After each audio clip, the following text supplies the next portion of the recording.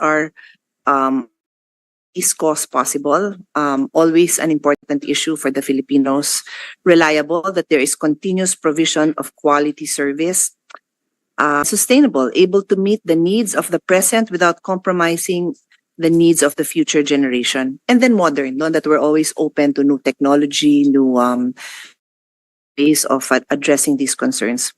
Now, related to SDG 7 targets, our target 7.1, by 2030, ensuring universal access to affordable, reliable, and modern energy service.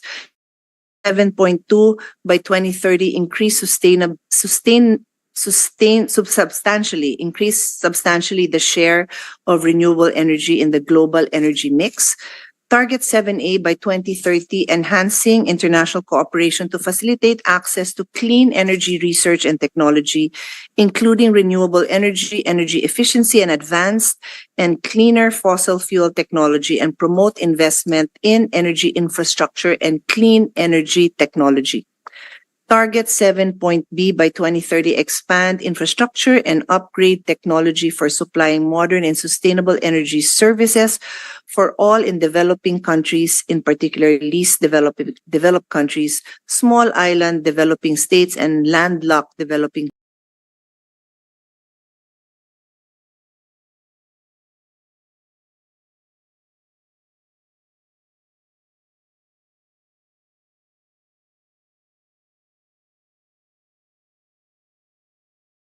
in accordance with their respective programs of support. So most likely in a separate hearing, I would be inviting all of you to take a look at this target. Of course, that will start with DOE to ensure that we are also looking at this target as we try to prioritize what needs to be done. Now let's go to the bills in front of us. Our topic today is natural gas. No, we have bills on downstream, midstream. Do we have a separate one on upstream? We don't.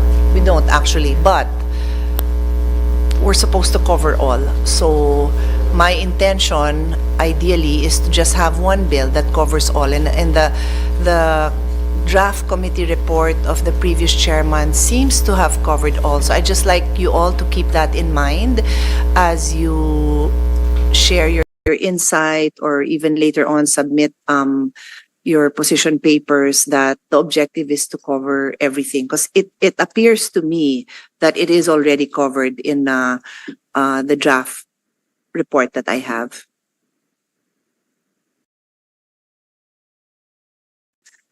So just for the record, according to the 2022 primary energy mix data of DOE, our energy sector is heavily reliant on oil and coal, with both sources accounting for 63.20% of the country's energy mix.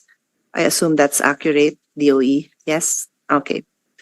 In this hearing, we aim to further explore natural gas as a possible transition fuel to renewable energy. That is also correct, DOE, that you look at natural gas as a transition fuel. Yes, okay. Natural gas as a transition fuel. Yes, okay. So this hearing aims to provide an overview of the natural gas in the country, including contribution of natural gas to the power grid, ongoing exploration projects, advantage and disadvantages of using natural gas, indigenous natural gas versus imported LNG, current laws and policies, gaps in our current practices, and the salient features of the bill. So with that note, hopefully I will talk less and you will all share your insights, your expertise. And the way we intend to go through the hearing is we will call on the different resource persons. Since I believe there are at least 2 more senators joining me, that's not a lot, then we will allow the senators to ask questions per resource persons. Normally when there's many, like in my other committee, Blue Ribbon, then I have to moderate it a little bit closer. But with this setup, I think we can have free-flowing questions and answers. Just a few administrative matters that you should know, since this is the first time I'm chairing this committee. You are always free to take a mobility break. You may stand, you may stretch, you may walk. You don't need my permission to go to the restroom. You don't need my permission to eat. Okay, those are all human needs, and you may do it. If it's just that you can feel free to ask the secretariat or my staff if you're going to be called on next, just so that you're here when needed. But I'm not strict about those things, and I hope you were all briefed that, well, you all have a glass of water. I do not serve any PET bottles here, and I suggest, because I'm sure we will see each other often in the months to come, please bring your reusable containers. I think that's it. Did I forget anything? Yeah, if I remember something, I will. Yeah, but yes. And I also request that you do not read your lengthy position papers to me. What is lengthy? 1 page, single space is already lengthy for me. Why? Because I can read, and I like to read late at night or in the kahit what's in your position papers. And many of you will have a presentation. I'm all fine with that. But if what you have prepared is a written position paper, then just highlight it. I may have seen it already if you submitted, but I don't want you to read the whole thing to me. Okay? Thank you, and we will proceed.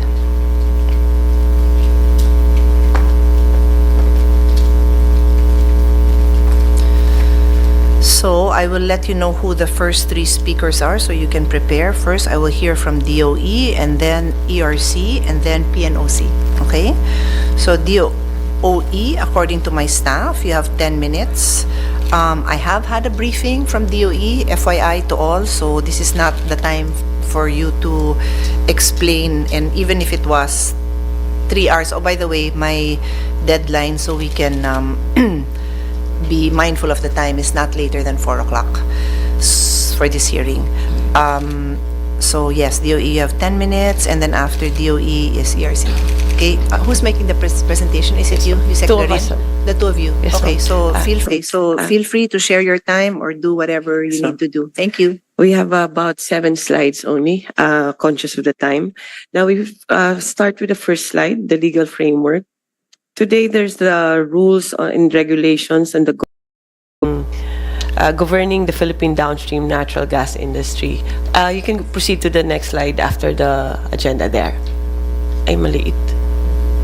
Right. So I'll with this framework, this is based on IPIRA and the EO that was issued, EO number 66, that mandated DOE to oversee or supervise the downstream industry of natural gas.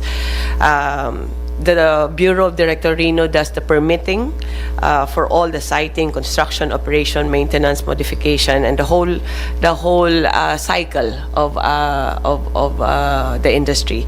Now, for accreditation, it also accredits suppliers, accredits importers, all the players in the industry, and they also cover the own use and when you sell also gas to generators. That's the role of DOE for today. And now if you ERC on their part gives just the certificate of compliance for them to be able to operate. That's the role of the DOE today. It basically gives the licenses and the permits for you to operate as a natural gas facility. And we are pretty much, sorry, just to related to the bill on hand, and we are pretty much adopting this, not at least this part that you've mentioned. Yes, ma'am. No, in the bill, right? We have recently amended this so that we are more or less in line with the proposals in the Senate at that time. This was approved this year. This year lang, ma'am. We patterned it more or less on the changes that was proposed. Okay. Now, on the next slide, what is the role of natural gas? My apologies for the slide that it's too small for some. But the plan of DOE or the mandate of the president is to have 35% our renewable energy by 2030 and 40% by 50% by 2040, and hopefully more than that in 2050. So we have run the numbers, and for a clean energy scenario, we need 106,568 megawatts of renewable energy. 106,568 megawatts additional from today up to 2050 for us to reach our goals. That's renewable. And there are issues in renewable also of the intermittence, and we need batteries, we need pump storage, but it cannot only be renewable. We need base load. And base load are the conventional ones, which is coal for today, coal, natural gas, and oil-based. Coal, we have a moratorium, so it won't increase anymore or just minimal increase. The only alternative to replace what should have been covered by coal would be natural gas. Otherwise, we have oil. So if we go for a clean energy scenario, we need 15,989 megawatts of gas-fired power plants or installed capacity. And there is a need for that. Our choice would be coal or natural gas as of today. So since natural gas is way cleaner, we are considering it as a transition fuel, because until we find the best solution for battery or for storage of renewable energy to address its intermittency, then we have a transition fuel, which is natural gas. Another option would be nuclear, but that's still baby steps. We just Yeah. for the Secretary to note and DOE, we can have another hearing also where you discuss renewables, what are the goals? Yes, ma'am. Not many people understand the storage issue. To be perfectly honest, it's something I only understood Yes, ma'am. when I became chairman and started studying the matter. I want people to understand this. So for the most for many of the Filipinos who clamor for renewable, they understand what are the limitations Yes, ma'am. and can support the direction of the administration on this. Okay, so Yes, we'll ma'am. do that. Okay. Whenever you, Yeah. you want to schedule, yes, ma'am. Now, on the next page, again, this is even smaller, but on the green column, which is at the end of the table, this is the price of Malampaya, which is our natural gas here, the only natural gas that we have here. Malampaya ranges for this year from 11.5 to 12.8, the highest. There's mga more than 1 peso increase, no? More than 1 increase. US dollars only. There's $1 increase ang variance niya.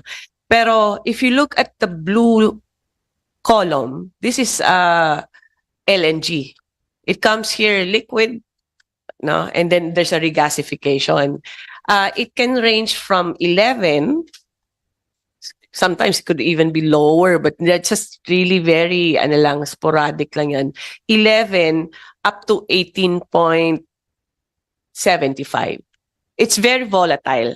And it affects our electricity rates, especially like last year na there was a war in Ukraine. Then it increased up to 80.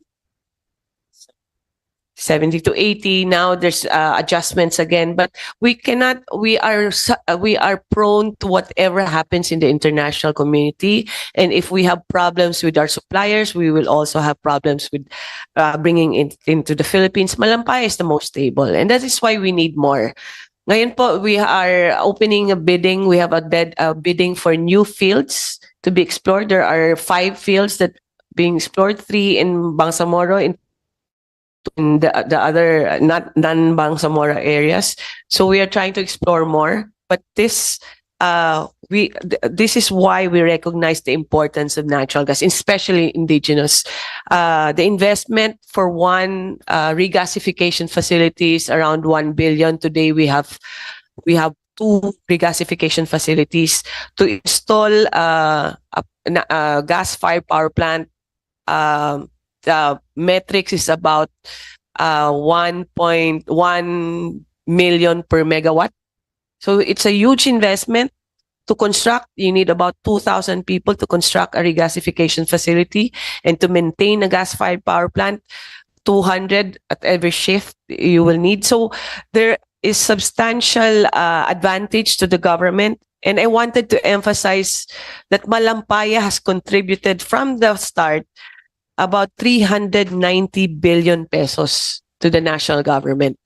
So if you import LNG, you don't get the contribution to the national government. You don't get the 390 billion. I'll leave it to Reno to explain what is the status now. What are the gas-fired power plants? Okay, before you proceed, again, I will repeat some of the points that you made. Sometimes they're not clear to me, but in this case, they are clear. I am repeating it for the purpose of our listeners. Again, I like this to be educational for everyone, no?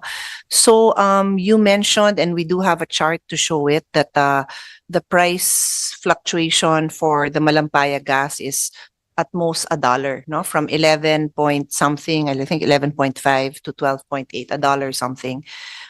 Compare this to imported. So let's be clear, no, we're talking imported. And I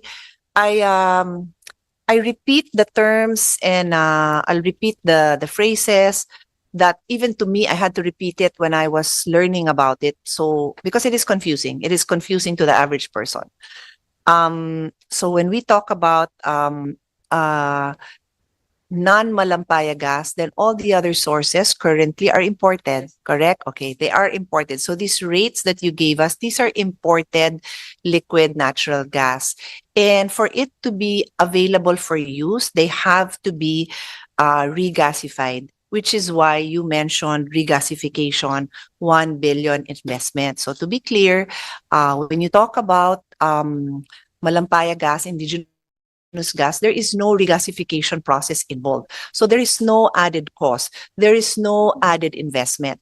So if we look into the future, and we look at our direction of definitely using gas, natural gas as a transition fuel, then you have a choice between indigenous gas and the further explorations that Yusek Garin mentioned, or the importation. And so what you're saying is, with the importation, there is that investment for regasification, and that has been made.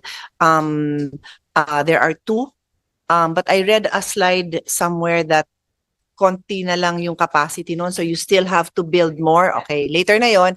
The point is, there is an investment to be made if we will be as we are importing gas. With the indigenous gas of Malampaya, because this is delivered by pipe, which I actually had the opportunity to see and now understand better, there is no regasification process involved. So there is no need to spend that additional funding for regasification. But the other important point that you raised is that currently, at least in the chart you showed, which is just the current year, is already a price difference from $11.8 to 18.75. That's more than 50%. And because of the Ukraine war, you said that it even went up to $70 to $80. Okay, so in a nutshell, and without even knowing all the details, clearly, in terms of self-sufficiency, the advantage of having our own protects us, because we are not the factors that affect the imported prices do not affect the indigenous gas, right? Yes, please. And I just wanted to add that for us to be cleaner, we need gas, no? Not coal. We need yes, ma'am. Thank you for so in your earlier discussion, you mentioned that in our journey to fully transition to a more renewable energy dependent source, how do we get from where we are, which is coal and oil intensive, to more renewables? What is that transition plan? And that transition plan is natural gas, correct? Okay, so dun tayo. And then the next question is, when you speak of natural gas, with what kind? Is it the imported, which I already went into the details, or is it investment in indigenous? Or, and I'm sure somebody will discuss this later, the combination, diba? Okay, so clear. So now we go to Director Abad. Sana hindi kayo makatulog kasi for all of you here, you're all experts. But remember, me and I think the audience, we are not experts. So we'll break this down so that we're sure everybody is familiar. Wait, this is ano lang, off the record na to. Quick survey. Who like me is the first time attending, not attending, but first time immersing in energy? Is it just me and my staff? Are all of you here experts? Wow, ang galing nyo. Pag nagtanong ako sa inyo, siguro doon yung makasagot kayo, ha? Kasi walang umamin na katulad ko na I'm a freshman in this energy course. Walang umamin, okay? So be prepared if I say the man in checkered shirt, please answer my question. Okay. Okay, go ahead, Director Abad. Next slide.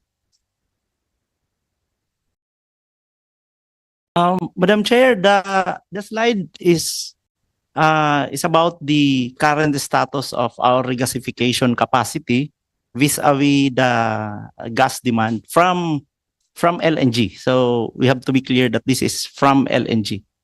So at this point in time, we have two possibly going to commercially operate this year, which is the Linseed Field Corporation Regas Terminal and the First Gen LNG Corporation Regas Terminal, both located in Batangas. So the current regasification capacity in total would be around 8.26, and 3 for Linseed at an equivalent of 1 MTPE to 1,000 megawatt of power.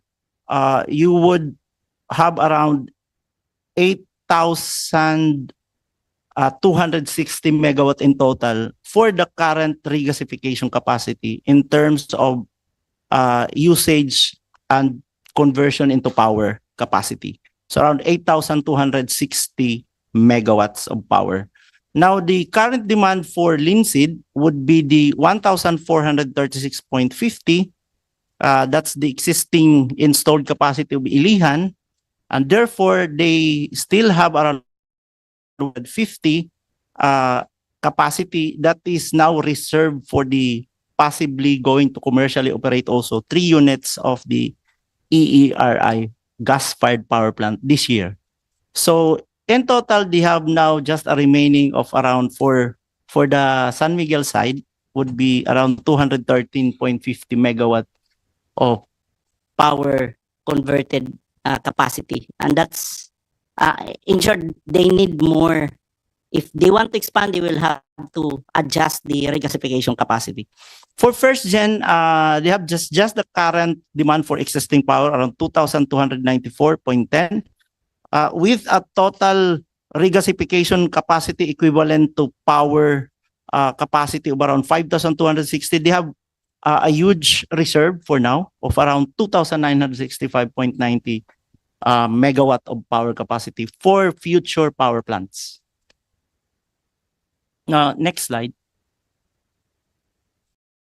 This is just the details of the so-called 3,730.50 megawatt. So we have 5 gas-fired power plants, both from first gen and SPPC.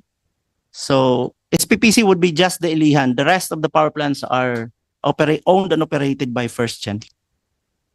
So the next slide.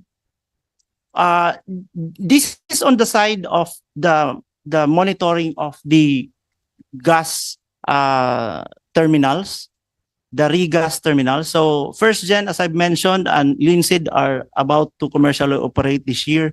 But Energy World, I'll just interrupt you, Director Abad, just to acknowledge the presence of Senator Alan Cayetano. Do you want to make afternoon, sir. Okay, go ahead. Okay, at this point, the Department of Energy has already issued. Sorry, can I ask all of you again, because I'm new, don't use initials with me like SSPC. I had to ask my staff ano yun because I don't memorize the yeah. Okay, alam ko na. Pero just a reminder, and I know it's natural for you because that's how you use it, but please bear with me and use the full term so that it's easier for me to follow. Thank you. Yes, Madam Chair. So to date, we have the Department of Energy has issued permit to construct to 4 projects, regasification terminal projects. First gen, as I mentioned, and Lynn said, we're going to probably commercially operate this year. But Energy World and the Luzon LNG terminal projects are still on the construction stage. Next slide, please. With Sorry, before you go into the details, I might forget my question, no? So when you discuss these ongoing projects, no, then this will go into one of my main questions, which I think DOE is the main source of the answer. Now, what is that energy mix, right? Because all of these construction of regasification facilities has to help, number one, the investors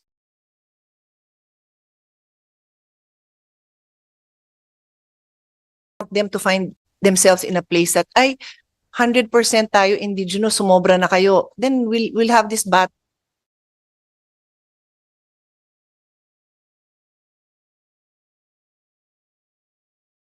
very clear with your directions. I know for now we're short, so walang issue naman yon. And I think everybody agrees, tama ba, na we're looking at a combination. So, but that has to be very, very clear, okay? Because when I look at it, I'm like, okay, happy with all this, but this is only needed for imported. So what is that mix that we're looking at? You can answer it, you can save it for later. I just want you to know that's a question that needs to be answered, okay? Yes, ma'am. We'll get the details. It's just that we, even with notice to proceed, notice to construct, and even the committed projects, we still have to review them to make sure that they proceed with the project, and then we can give you the definite answers. Kasi minsan kasi, out of this 4, yung unang slide kanina, yung dalawa dyan, hindi pa sure kung kailan sila mag-ooperate or so we just need to... But actually, my question has nothing to do with the individual applicants. It's just really like, ano ba yung nakikita nating mix? And again, of course, that also determines what will we discover when we explore. So, my futures thinking training has shown me that we have to always have different scenarios. Our worst case scenario is there is only Malampaya. So, with only Malampaya, ano yung kailangan pumasok, and you have already hindi na variable yung natural gas is the transition fuel. Hindi na variable yon. So ang variable na lang, what will be indigenous and what will be imported. And then the other variable is, ano hanggang saan ba, ano ba kakayanin indigenous? What is the best case scenario of indigenous? I mean, you have experts who can say the best case scenario is we find this much. So that's not that difficult naman to. That's all I care about for this time. I don't care about the individual capacities of each one. You have to go ahead and proceed with that. But I just want to know, best case scenario, this is how much lang we will need na imported. Worst case scenario, then this is how much we need. And how long will it take to prepare for the investments to come in? Syempre, there are some risks that we take. But I'm sure on both sides, these investors will want guarantees, right? So that's what I'm going to push you to provide. Thank you. so Madam next- Chair, just because you sent an advance question, may I just make a one manifestation or quick question to Meralco just to prepare for the questions later on? Yeah, with your permission, just 1 minute. Yeah. Yeah. I said earlier before you arrived, since I don't foresee there will be many senators, it's free-flowing. Ideally, to the person addressed reporting, but for that Yes. matter, you can butt in anytime. Yeah, just to the representative of Meralco, VP Valles, no? Sir, have you read the article of Mr. Tiglao yung July 15? I'm not sure. Sige, I'll give it to you. Mamaya pa naman, mahaba pa naman, so you can look at it and consult your people kasi may questions ako regarding that in relation to indigenous gas. Thank you, Madam Chair. And thank you for giving our resource person time to read it properly and give us an intelligent response. Kasi we know that sometimes you're put on the spot, so we prefer that they have time to look at it. Thank you for that. Secretariat, you'll take care of giving him a copy. Okay, let's proceed. Okay. Madam Chair, on the next slide, please. These are the also ongoing Recording in projects. progress. Wala pa, ma'am. There are also ongoing projects, regasification terminal projects, that are not on the construction stage but on the permitting and financial closing stage. So there are 3 more. Okay. And the next slide of that would be a discussion. The last slide would be the discussion on why we need the bill, because there are other features that we need to be incorporated. That cannot be done through a regulation alone. Okay. Just to wrap up, Madam Chair, in addition to the current rules that we have that's been integrated in the current proposal, there's also additional features on the role of the different government agencies to include DNR, Marina, DOTR because of the logistics issues, even NCIP. And then ERC has to review also on the pricing, because there will be pricing on the LNG and also on the indigenous. The issuance of the development plans and codes of standards to make sure that it's all safe and up to standards of the DOE and the international requirements. There's also a policy on gas aggregation, in which we do recommend DOE that government should have at least a lead or a participation or any form of, not even to be a shareholder, but to be able to be on top of aggregation policies. Prioritization, reutilization of the indigenous natural gas. It gives us security, energy security, as well as we're not susceptible to the volatility of the international market.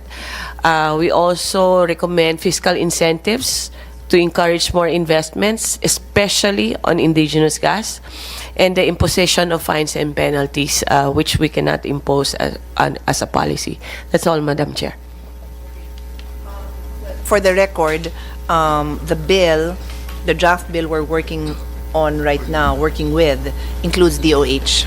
So All right. Sige, just ma'am. add that. But basically, you're saying the features that you need, there are features that there are features in the bill that are needed because you cannot also provide for them Yes, legally, no?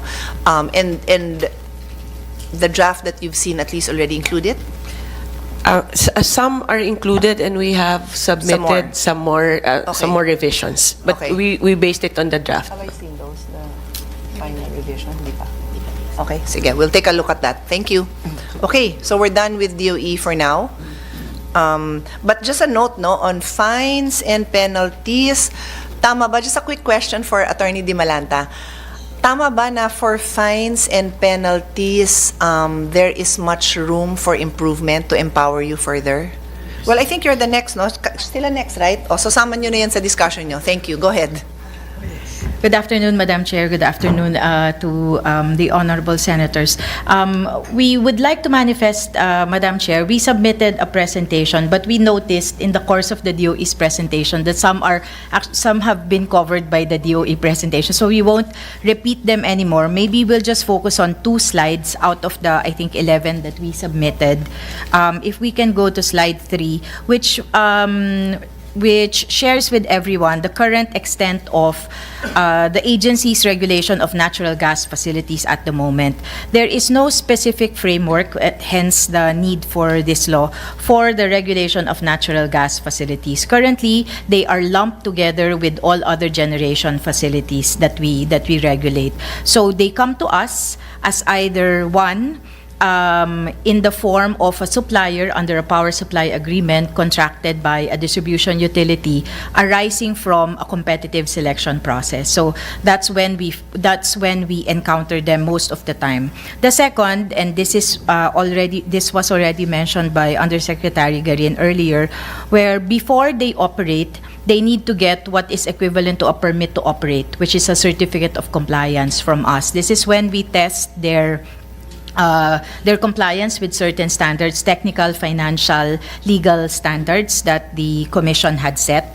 The third encounter we have with them is when there is a regular monitoring of that compliance, or worst case, when there are violations of their of their compliance with the grid code, which is like the technical code in relation to their connection to the grid, the reliability indices, which limits their outages in a year, the rules governing the spot market, because all plants have to offer their capacity to the spot market, and if there are violations of what we call market share limitations. These are competition rules that are set under the EPIRA.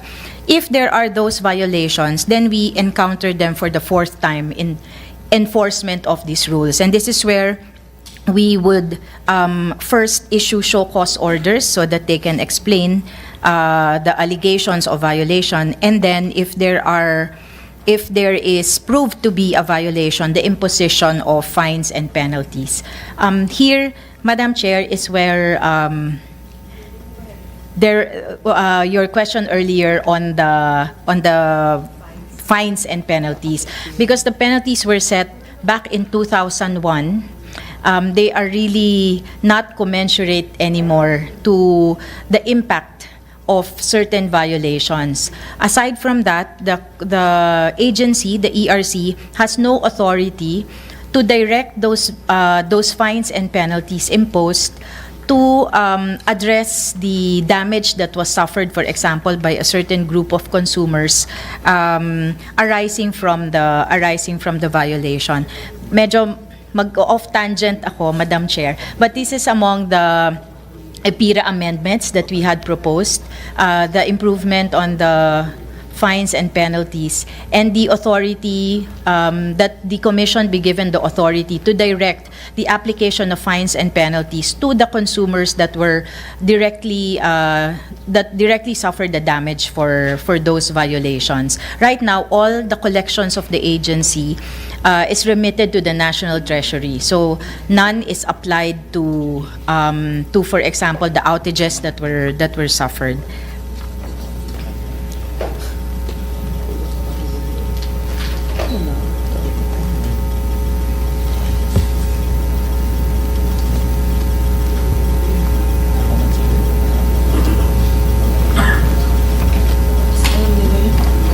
Since you mentioned EPIRA, Opo. are the two agencies, DOE and ERC, prepared to have a hearing on? You're prepared already? So I was asking my staff to help me recall what was the discussion I had with Secretary Lotille. So, I mean, Yes, in ma'am. terms of We- putting it on the agenda soon, yes, sooner than later. Our priority is the reorganization or strengthening of ERC under EPIRA. Okay, yeah, because that's what she was saying, that it's the ERC portion within the EPIRA which is the most important. Yeah, okay. I just wanted to be sure we're all on the same page. Okay. Thank you, Madam Chair. The other slide that I wanted to share with the committee is focusing on the first bullet earlier on the power supply agreements. This is where we exercise authority at the moment. The natural gas cost is part of the generation cost that we approve. So directly, we do not under the current regulations, directly we do not approve the price of natural gas, but since it is part of the generation cost, we review and approve it as part of the generation cost that's passed on to the consumers. Specifically, the charges for generation form part of what we call retail rate, which under EPIRA must be reviewed and approved by the ERC. There is no distinction at the moment whether it's malampaya or imported LNG, because it all forms part of fuel cost.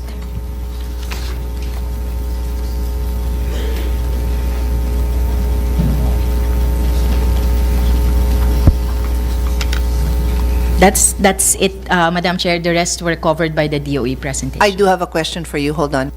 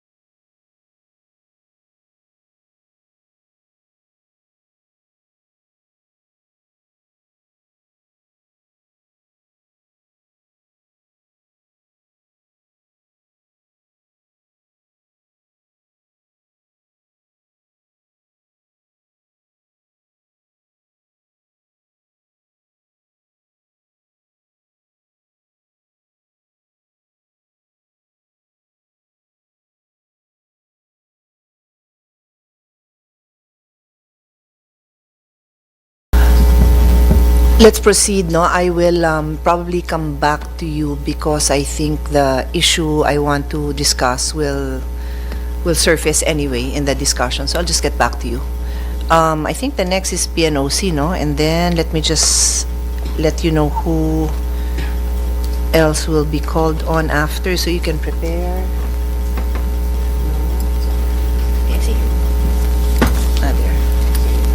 Okay, so we'll call on PNOC and then after that, please be ready, Meralco and then First Gen. So PNOC first, Attorney Buenviaje? Good afternoon, Yes. Madam Chair. Good afternoon. PNOC, we did no longer prepare any presentation because when we coordinated with the Department of Energy yesterday, all the topics are already covered. However, we would like to assure this committee that the PNOC, as the implementing arm of the Department of Energy, we are here to fill in whatever gaps that the private sector will leave in this sector, Madam Chair. Thank you. So we are ready to go to Meralco. Attorney do I say Valles? Valles, okay, you have the floor. Thank you, Madam Chair.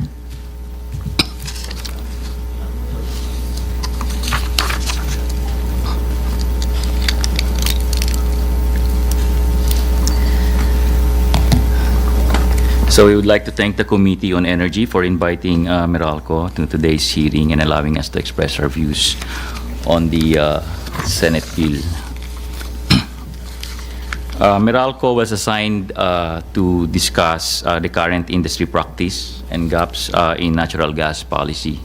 So on the current industry practice, we will briefly talk about the competitive selection process, or the CSPs, for the power supply agreements.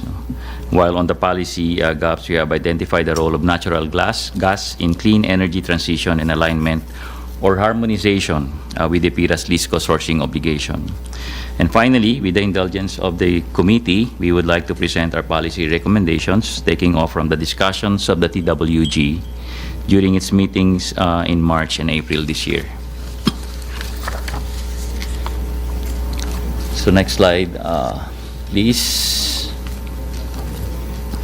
So first, on the current industry practice, we all know that the distribution utilities comply with the PIPA's least cost sourcing obligation through the conduct of the competitive selection process, or the CSPs. Under existing guidelines by the Department of Energy and the ERC, the CSPs for power supply agreements must promote fair competition by providing equal opportunity to all eligible and qualified suppliers, and must award the PSAs, or the power supply agreements, to power suppliers with the lowest bid offer. Now, both these characteristics are aligned with the least cost sourcing requirement under the PIPA.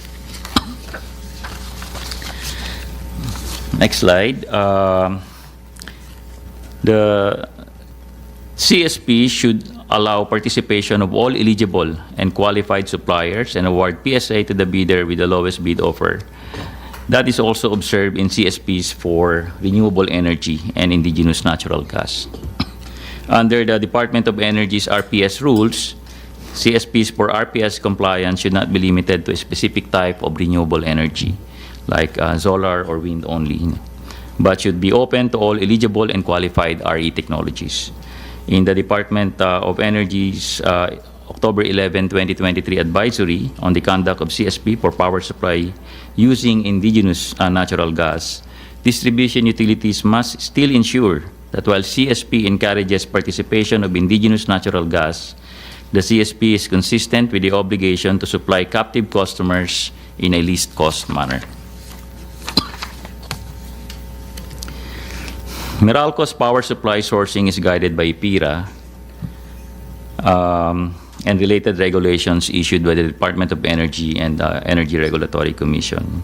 Meralco CSPs were issued COCs, or the Certificate of Compliance, by Certificate of Conformity by the Department of Energy, which certify that the supply requirement scheduled for CSP is in accordance with the latest DOE-approved power supply procurement plan. So for example, in the CSP that Meralco conducted earlier this year for 1,200 megawatt baseload supply, The DOE, in its issuance of the COC, found that the terms of reference for the bidding was consistent with its advisory on CSPs for indigenous natural gas. By including the provisions required under the DOE advisory, Meralco was hopeful that the DOE's advisory will align with its least cost sourcing obligation under the IPIRA and its franchise, as we expected that the bid offer of the power supplier with indigenous natural gas would be cheaper than the bid offer of power supplier using imported LNG. However, this was not the case, as shown on the screen, based on the bid offer submitted in the 1,200 megawatt baseload CSP. Instead, the bid offer of the power supplier using LNG turned out to be lower than the bid offer of the power supplier using indigenous natural gas. The LCOE, or the levelized cost of electricity rate, which is an all-in rate inclusive of VAT and line rental cap of the bidder using indigenous natural gas, was 1 peso and 38 centavos more expensive than the rate of the bidder using the imported LNG. If the PSA was still awarded to the bidder using indigenous natural gas, then Meralco consumers would be paying at least an additional 2.4 billion pesos per year over a period of 15 years. So clearly, this goes against our least cost mandate. In compliance with the PIRA's requirement to source supply in the least cost manner, the PSA was awarded to the bidder with the lowest bid offer. The ERC acknowledged compliance of Meralco's bidding process with existing regulations and issued provisional approval to implement the power supply agreement. So admittedly, based on May 2024 version of the draft bill that the TWG has worked on, a lot of details concerning the proposed policies for natural gas need to be refined. While it has been mentioned that details can be addressed in the IRR, there should be some clarity and common understanding on how the proposed policies will affect existing mechanisms, particularly those that relate to the DU sourcing obligations. So in the next slide, for example, there was a proposal to prioritize the use of indigenous natural gas over imported natural gas. Given the results of our 1,200 megawatt baseload CSP, will the proposed policy exempt indigenous natural gas from competitive selection process or the bidding, or will the CSPs or the bidding specific for power suppliers using indigenous natural gas only be allowed? If that is the case, then there will only be one participant in the CSP. In addition, how will the proposed policy ensure that there is fair competition, given that Malampaya is currently the only source of indigenous natural gas, and only first-gen and Ilihan power plants have existing pipelines for physical access to Malampaya gas? There was also a proposal to prioritize dispatch of power plants that use indigenous natural gas.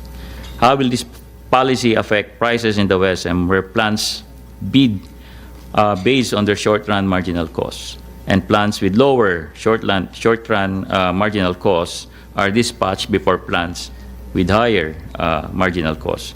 A plant using indigenous natural gas may have higher short-run marginal costs compared to other fuels like coal, and even a plant using imported LNG. Lastly, in the next slide, there was also a proposal to promote gas aggregation as a nationwide or grid-wide strategy. However, it was not clarified during the TWG meetings if this policy will indeed be mandatory and how this policy will be implemented, especially for those without physical access to indigenous natural gas. The proposal may result in higher electricity prices, especially if indigenous natural gas turns out to be more expensive than imported LNG. The policy may also lead to impairment of contract obligations if abrogation will be mandatory even for DUs that have already sufficiently contracted power supply agreements for their captive market, especially pursuant to the Department of Energy approved PSPP. So for power plants, there may be stranded fuel volume if they already fully contracted their fuel supply to serve their offtake agreements. Furthermore, similar to the proposed policy on priority sourcing, how will the aggregation ensure that there is fair competition since there is currently one source of indigenous natural gas? To To avoid conflicting policies, Meralco respectfully recommends that the underlying objective of the proposed bill should still be to ensure that Filipinos pay for the lowest cost among all natural gas supply options. Let domestic gas compete with imported LNG, because if the cost of indigenous natural gas is lower than LNG, then indigenous natural gas will automatically be prioritized over LNG. And this is consistent with the PIRA's least cost sourcing requirement. If indigenous gas is more expensive and a policy to provide a market for domestic gas will still be adopted, then instead of priority sourcing, priority dispatch, and mandatory blending or aggregation, the committee may wish to consider establishing a minimum percentage of electricity generation from natural gas per grid, something similar to RPS or the Renewable Portfolio Standard under the Renewable Energy Act, where mandated participants like DUs will also be identified. However, a mechanism should be put in place to improve competitiveness of the industry, given that Malampaya will still have monopoly until new gas fields become operational. Lastly, DUs will continue to conduct CSPs to provide reliable electricity supply to its captive customers. To avoid impairment of contract obligations, the required minimum percentage of generation from natural gas should be applied prospectively, and there should be mechanisms for its compliance. That's it, Madam Chair. Thank you very much.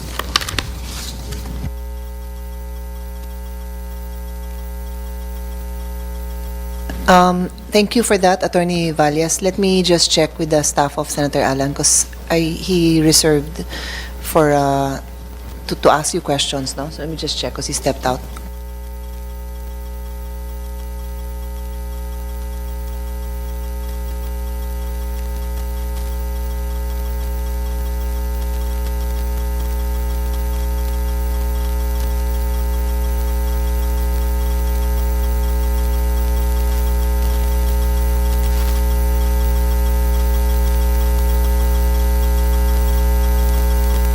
I actually have some questions, but I don't want us to have to ask repetitive questions, and Senator Alan would rather ask after everyone speaks, so I will also hold my questions for now.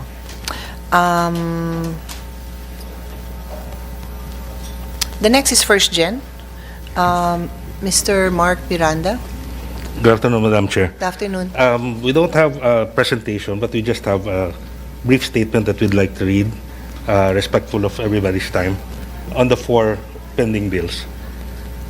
If As I long may, as it's brief. it's brief. Yeah, very because brief. actually Attorney Valles violated my rule of no reading, but I allowed it because it's very technical, and I don't also know how you would summarize that simpler. So it was okay with me that you read. So kung ganun din yung sayo, okay din sa akin. If it's just policy statements, just tell me the policy. Thank you. Thank you, Madam Chair.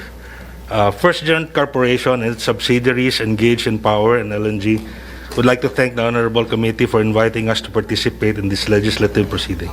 Okay. In past attempts to regulate or build a framework for the natural gas industry, be they through legislation or administrative issuances, certain topics have emerged as quote-unquote contentious and elicited much discussion. These topics are the scope, whether the measures would cover midstream, downstream, or both, and the definitions of these terms. Another is the franchise requirement, whether certain sectors of the value chain, particularly transmission and distribution, are public utilities or not. A third issue is rates or tariffs or fees, whether they should be regulated or not. The fourth is third-party access, and the fifth is incentives. It appears that the 4 Senate bills at present are no different from these previous attempts. Almost all of these 5 points are sources of disharmony among these bills. Senator Gatchalian's and Senator Villanueva's bills cover midstream segment, while those of Senator Marcos and Senator Tulfo cover downstream. 3 of the bills consider transmission as a public utility and therefore requires legislative franchise, while 1 does not. Thus, the same 3 mandate that transmission rates be regulated, while the other 1 does not. Third-party access in Senator Gatchalian's and Senator Villanueva's bills is required upon a declaration of unutilized capacity by the DOE and ERC. In Senator Tulfo's bill, PPA is voluntary and left entirely to the discretion of the operator. Senator Marcos's bill tries to establish a middle ground by making PPA obligatory only upon a determination by the operator of available and uncommitted excess capacity subject to review by the DOE and subject to a so-called infrastructure development period. On the area of incentives, though, the four bills seem to be in agreement that the NatGas projects, much as they are risky investments for proponents as they are beneficial to the entire country, only deserve the incentives given under the Investment Priorities Plan and the CREATE Law and no more. In our view, these are just some of the provisions that need to be harmonized if a law is to be passed that properly regulates, protects, supports, and promotes the fledgling Philippine natural gas industry. That's it. Thank you.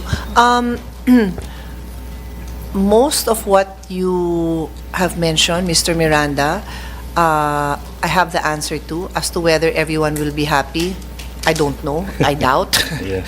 But we do have the answer, so at least it's not a question mark. But I would like to have a copy of your statement so that we can make sure that we have that answer. And you are all welcome to propose your answer to those questions. So you are all welcome to give your preferred response, especially when you point out that there are very different treatments in the different bills. By all means, we would like to hear and, if possible, but I know it's impossible to accommodate everyone as there may be different interests, but we would like to hear everyone. So at this point, we're already at the point where you tell us ano yung version doon na gusto nyo. Okay? So submit your existing position paper and then as soon as you're ready, send us your answers to your own questions. Thank you. So the next speaker is from Prime Energy, and then please be ready. We only have two more after that. Philippine Independent Power Producers Association and Center for Energy Ecology and Development. Please note that again, this is a continuing process. So other concerned parties have been heard in previous hearings and TWGs. That's why my team, the Secretariat, decided to just focus on these key resource persons. So I'll give the floor now to Prime Energy. Ms. Donna Cruz, you have the floor. Do you want to move? Hi, Madam Chair. Based on the discussions made so far, there are a few more pieces of info I wish to share, but I couldn't email it, unfortunately. So is it okay to just spend 2 seconds to just connect my computer? Yeah, of course. So will it take more than 2 seconds? Because I can call on someone else, or 2 seconds lang talaga?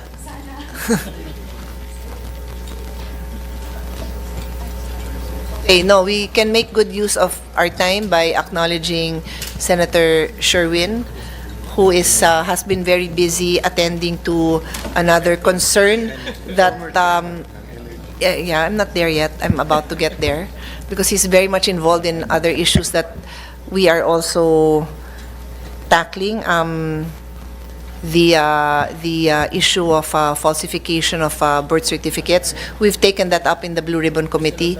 This does not involve the Energy Committee, but I'm giving time to Ms. Donna to set her PowerPoint up. And yes, as Senator Allen said, of course, Senator Sherwin is the former chairperson of this committee. Sherwin, did you want to make a statement? No more? Just listen? Okay.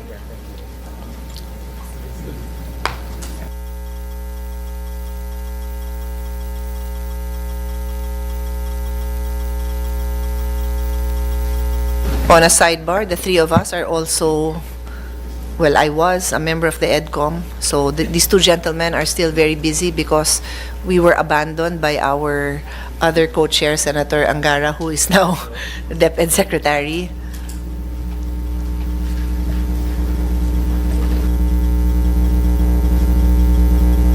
We'll suspend for a minute.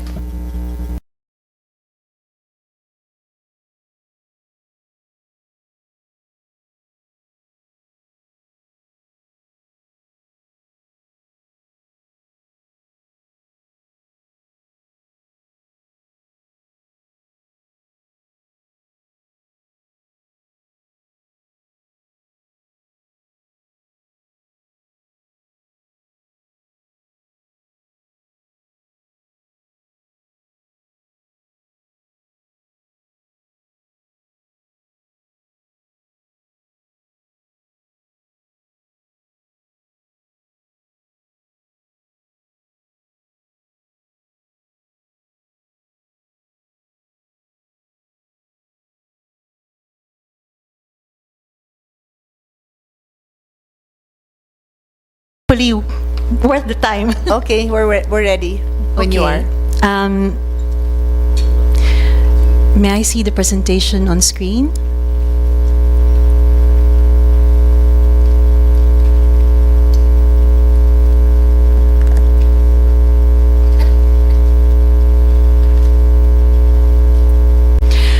Okay. I will not repeat the messages already mentioned earlier by the DOE and ERC, Madam Chair and Senators. So I'll just skip straight to next slide, please. I think 3 slides, hence. One more. Okay, please continue. Okay.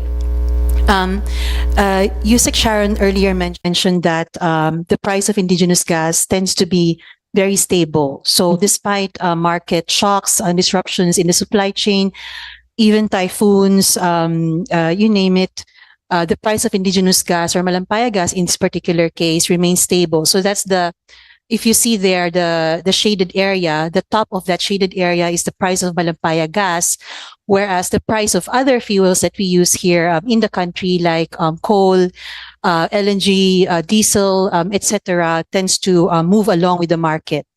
So I just like to support that point from the DOE, and that's the reason why, by the way, this is a trend from 2015 onwards. So it's really the last 10 years, it's demonstrated that kind of resilience against the market. So it really is something that we must continue to have to stabilize electricity costs.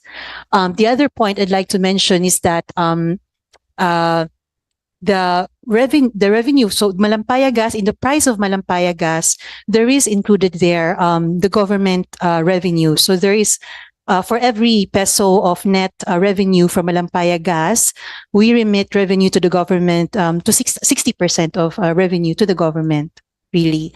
So whereas the other fuel sources won't have that kind of revenue remittances to the government. So truly, the true value or cost of Malampaya gas is in fact even lower than the number you see there, because we do return the revenue to the government for development projects, for energy and any other use.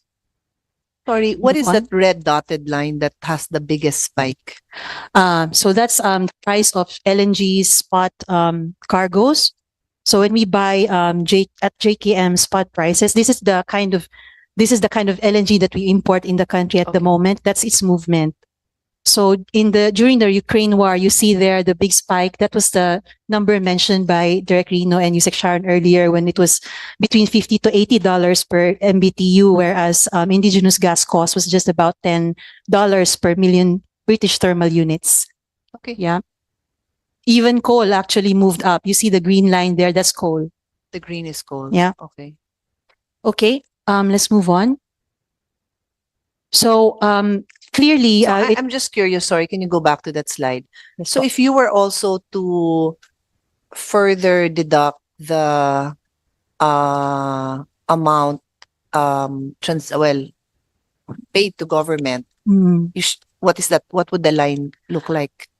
it will be lower than coal. Even lower Yeah. than the gray, even lower than the Lower than current- the green. Obviously, no. I mean, obviously lower than the line that you have indicated for Yeah. indigenous gas, because Yeah. mama-minus pa siya. Maminusan po ng mga 40 to 60%. You take out 40 to 60% of that Okay. line. That's the true cost of Malampaya.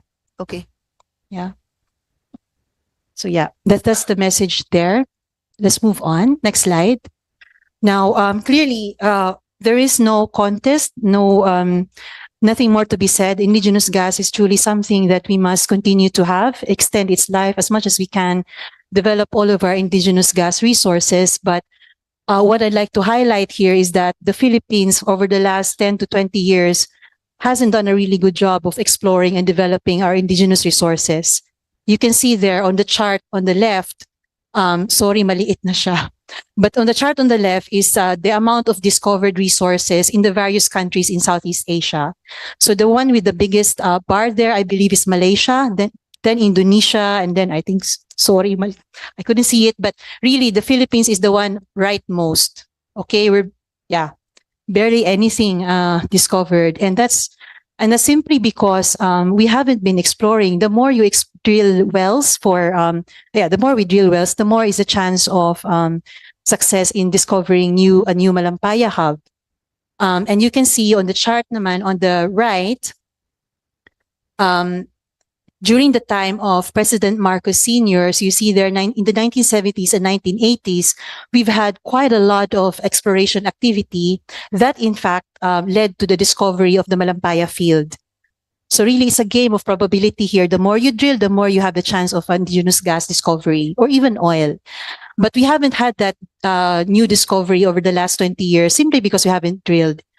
So now, with the renewal of the Service Contract 38, really pushed by the DOE and signed by President Marcos Jr., we now have a chance to reverse this trend. And I can talk about what we're doing there in Prime Energy and the SC38, Service Contract 38 Consortium, to try and reverse that trend. Please move on.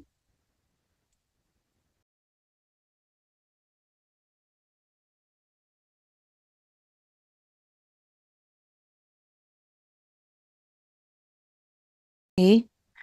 Now, so this is really the result. The result of us not having had much exploration and development activity in the last 10 years has led to us becoming even more independent on imported gas. So here, I've only shown here the graph for gas sources in the country.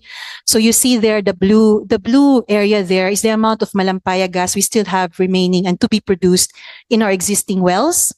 And then we are really intending to drill two new wells next year to produce new gas in 2026. That's the orange area that you see over there. So 2026, hopefully we get that new gas. And then if we continue to look at other prospects in offshore, we might in fact discover more prospects. So these are more like estimates for us. The yellow areas there, and even the white area there could be. I mean, if we have a new discovery, it could be anything. The amount of gas could be anything. But if we focus on today, really, the installed gas-fired power capacity we have is the top bar over there, installed or to be installed, installed capacity, including the second Ilihan power plant, is the top sort of blue line over there. So for us to meet the gas demand of the existing power plants that use gas at the moment, we do need to import LNG. We really have no choice. That's 70% now, and indigenous gas is only about 30% of the current gas-fired mix. But the issue with this, and this is what the DOE also mentioned earlier, Sec Sharon, is that there is a cost to this. Yeah. And you can see there's a table there. We simulated what the additional cost of power would be if we were to import or use 100% LNG. And that's about, I think, between 1 to 2 pesos per kilowatt hour additional we'll have to pay if we're 100% using imported LNG for gas-fired power. Okay. Next slide, please. We also studied then what could be a scenario for if we continue to import LNG and build additional LNG capacity, what could happen? So we looked at other countries and what their energy journey has been, and one example is Pakistan. So Pakistan in 2015 had they used to have their own indigenous gas resource. They allowed it to deplete sometime in 2015 because they said, okay, we can just buy imported LNG. So that became their energy policy. They just purely imported LNG. But then when the Ukraine war happened, they only had one long-term LNG contract. They were just canceled right then and there because countries in Europe could pay more for the gas and at higher volumes. So whoever they had a contract with, Pakistan, just said, sorry, we'll just go to the better buyer. And Pakistan to this day continues to have an energy crisis. Yeah. This one is an example in Singapore. So Singapore, they don't have their own indigenous gas resource, but they use piped, so they get indigenous gas from another country. I think it's either Indonesia or Malaysia. They pipe it in, but and then the rest of their gas requirements, they use LNG. But at some point, I think sometime in 2022, when there was also the Ukraine war and there was a fight for gas resources, their piped supply of gas had to be cut. So then Singapore LNG importers, because at that point in time they were very comfortable. They were comfortable, okay, we'll just import LNG because there's enough and we have pipe gas. But because they haven't really locked themselves into better contracts on LNG and to get indigenous gas resources, they ended up having a price spike also. So now the Singapore government is setting out policies to ensure that they would end up kind of managing their pool of LNG resources and pipe gas. And we could be exposed to this same kind of vulnerability. Move on. So we recognize this. So the Service Contract 38 consortium is really keen on developing our indigenous gas resources. So we put in the best team, the best talents to try and drill next year. And we've been able to do that despite the challenges of doing that. We are prepared to invest about $800 million, $800 to $859 million for drilling the 2 wells. But we experience quite a lot of challenge here, I must say, because first of all, there's a pending case with the ERC where the sales from our gas is not yet fully paid. So we're waiting for the resolution of that, and we need that the full gas sales really for us to fund our exploration program, a drilling program next year.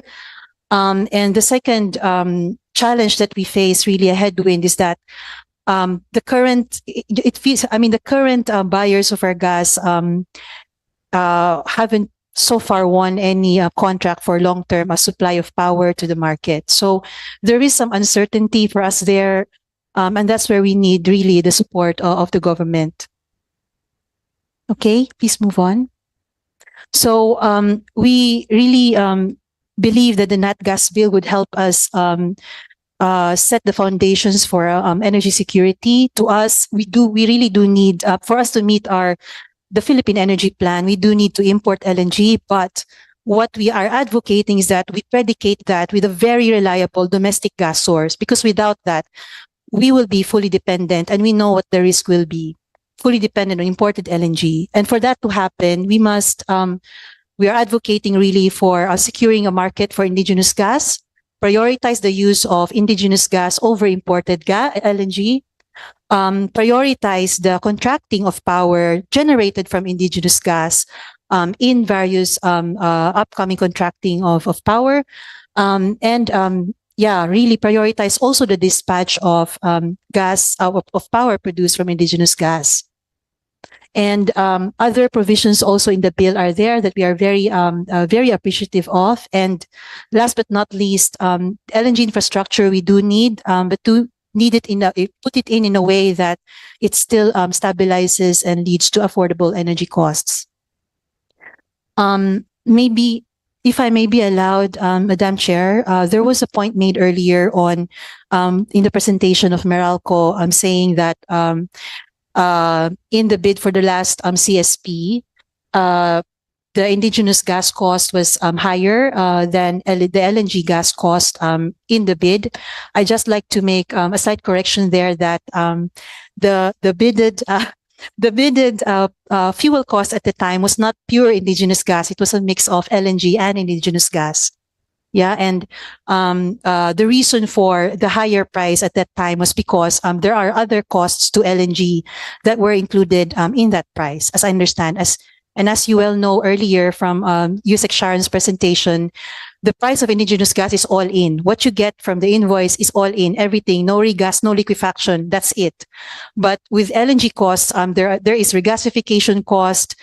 The power generators also have to put in some costs for the investment in the terminal, et cetera, et cetera. So there are other things like this that are included in the price that I believe leads to that higher cost. Now, one thing I'd like to make a point here very, very clearly is that at the moment, our experience is in these the terms of reference for these CSPs, the price of Malampaya gas is not really compared apples to apples to the price of LNG as it's set out in the CSP.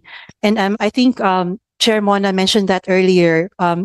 This is probably one area where we could make some improvements, because as you've noted very, very sharply earlier, Senator Pia, the cost of Malampaya, you can't compare with LNG because it's all in, plus it has government revenue imputed to it. Madam Chair, can I clarify that? Can you put that on that slide? I think it was the second or third from the last nung sa Meralco. Yeah. That's the 2023. Kasi you're talking about it just so that you keep using apples to apples. So can we see the apple?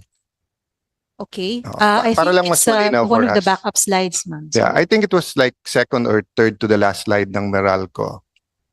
So basically you're saying na deceptive to, not in the I'm not saying that someone's trying to deceive, but under the rules, hindi apples to apples, so mas mahal yung lumalabas na mas mura.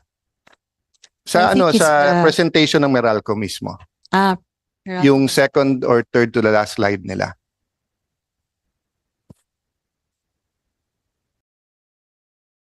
Just so that hindi tayo theoretical, di ba? Punta na tayo dun talaga sa actual.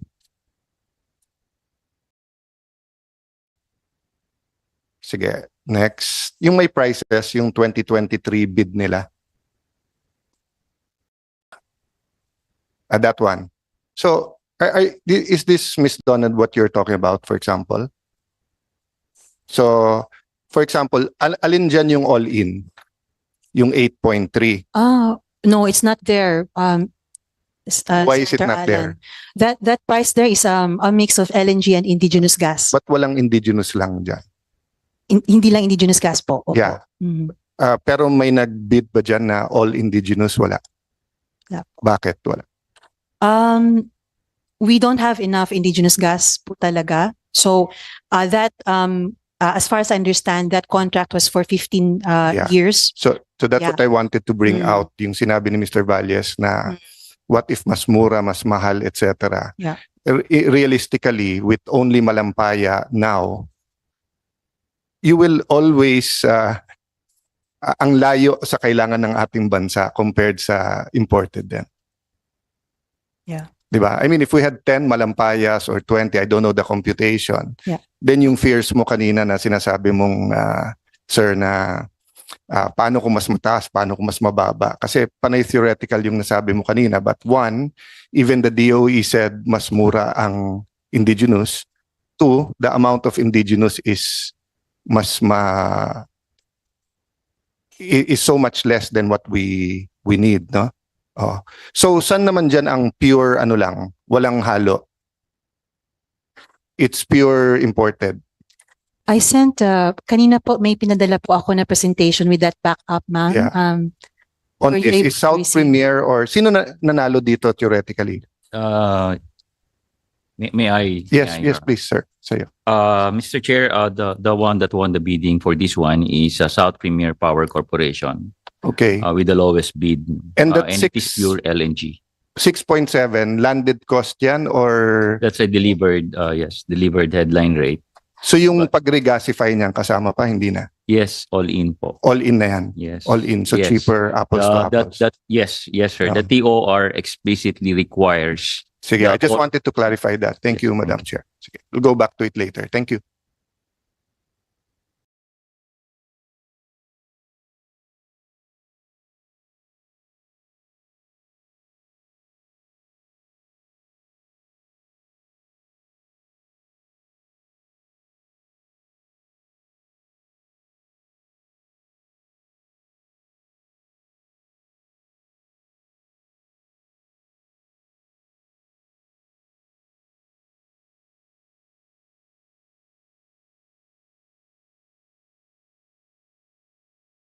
Sorry to interrupt. I just wanted to see on that. Are you wrapping up or that's your last, I think. This was the last slide. If there are questions on yung ano po, comparing yung apples to oranges comparison, we do have that. Hindi lang po nag-show dyan. Sige, I'll go to that later. Yeah. Himayin natin mamaya. Sige. Okay. I also have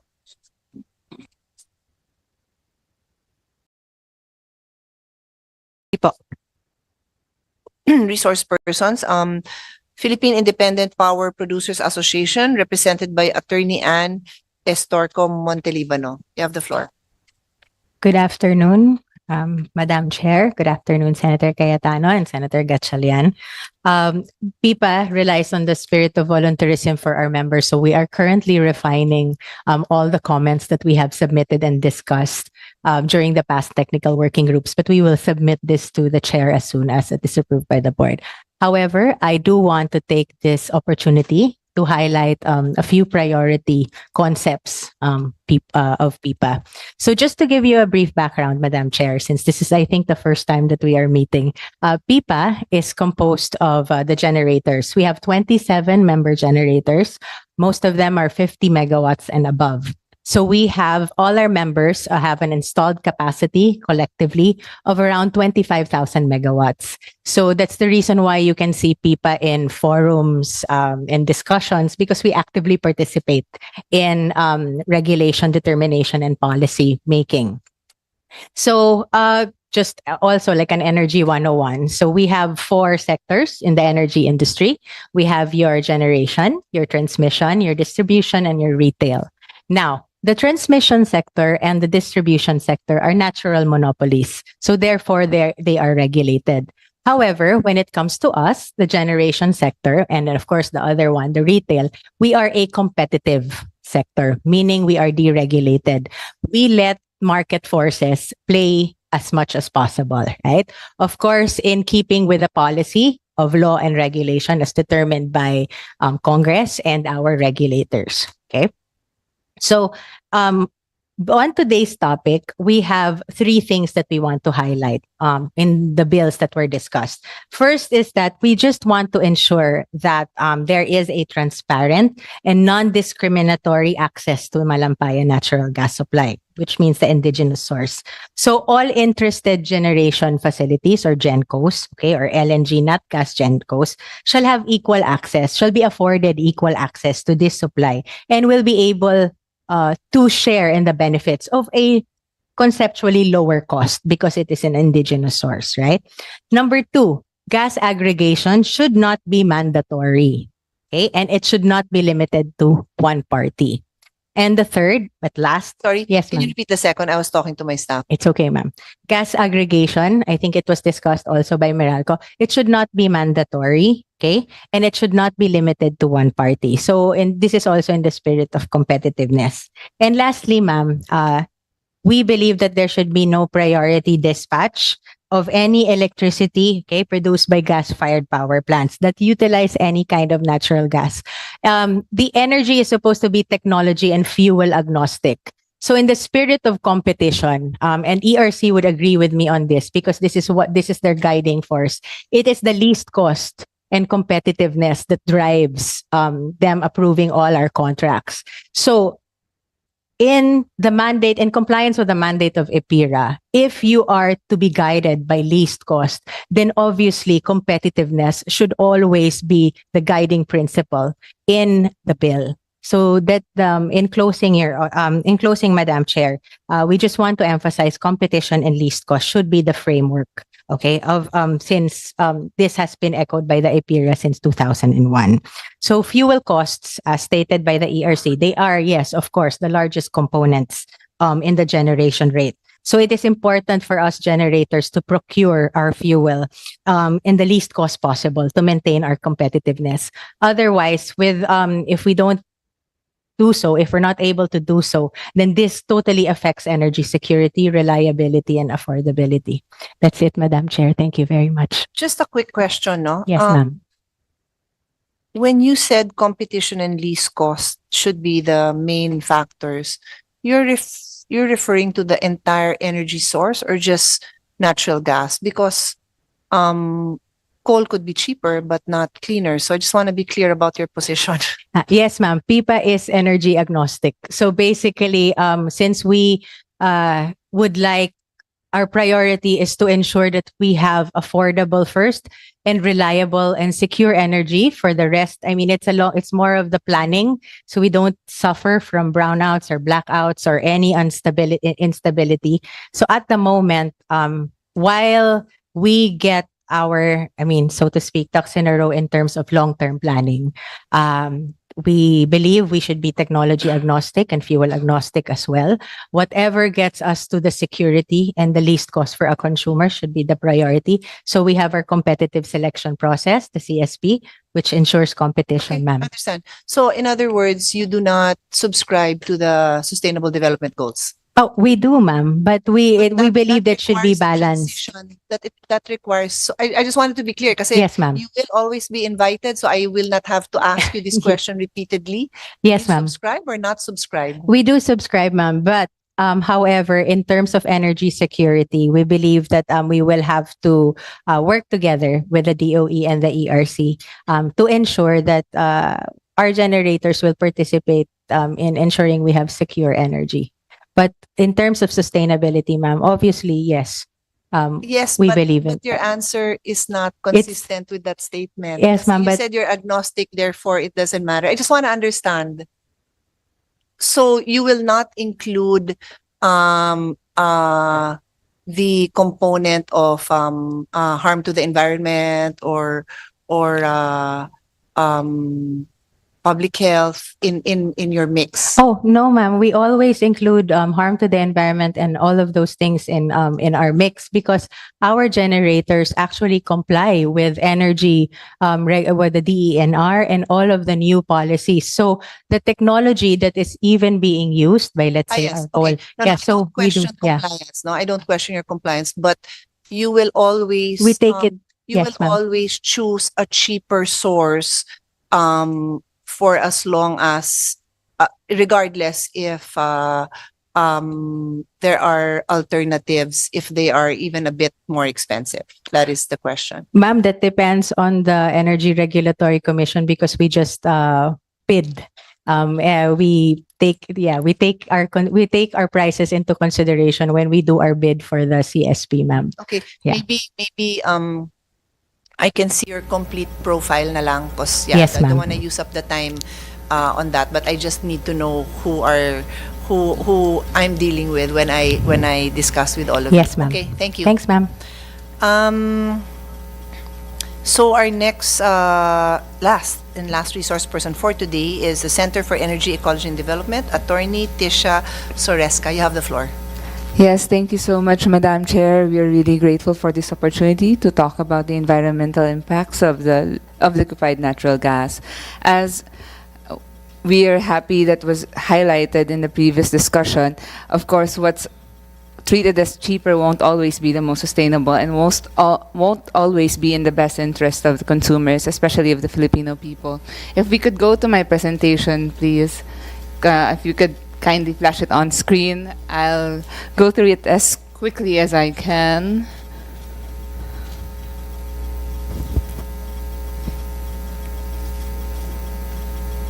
All right, so to get us started, we would like to put in context just how much, and I know there was already a presentation on how many there are now, but we're also looking at the proposed projects for LNG power plants and import terminals. So we have 39 in the pipeline, equivalent to around 42.6 gigawatts, and 7 LNG import terminals, totaling around 28.06 MPTA. Given, of course, that it's already been highlighted that LNG won't have as much carbon emissions as coal, we would also like to highlight that actually it's the main source of methane emissions. And according to the Intergovernmental Panel on Climate Change, in a 10 to 20 year time scale, methane is just as harmful to the climate as carbon dioxide. This is considering that methane actually stores 80 times more heat than carbon dioxide in the atmosphere. Also taking into consideration that, as we all know, the Philippines is among the most disaster risk vulnerable country in the world. According to the World Risk Index, we are among the top global disaster risk hotspots, and we continue to suffer from multiple extreme weather events, including intensifying typhoons, sea level rise, global warming, loss of biodiversity, infrastructure, and of course, loss of lives. Just to make a point here, we have the case of Typhoon Ondoy, which more than a decade back killed as much as 464 people, 529 injured. And as we all know, there have been increasing there have been increasing occurrences of super typhoons in the country, not just in Metro Manila, but all over, especially in the provinces. Highlighting specifically the province of Batangas, where you will see that 9 out of the 39 proposed plants, sorry, next slide, 9 out of 39 proposed plants and 4 out of the 7 proposed LNG terminals will be located. Batangas also is facing the Verde Island Passage, which is a hotspot of LNG expansion, but internationally it's also dubbed as the Amazon of the oceans, one of the richest and most productive and biodiverse marine areas in the world, and there are thousands of fish species, hundreds of coral species, and thousands of others that are at risk with the development of LNG projects in the area. As also correctly pointed out earlier, while we become dependent on importation, that will also result in greater traffic of tankers and ships carrying oil, coal, and other fossil fuels into the area, specifically the Verde Island Passage. Among the negative impacts on biodiversity this will have is that it will add more pressure to the Verde Island Passage, which is again one of the most biodiverse marine places in the region, and again is called the Amazon of the oceans.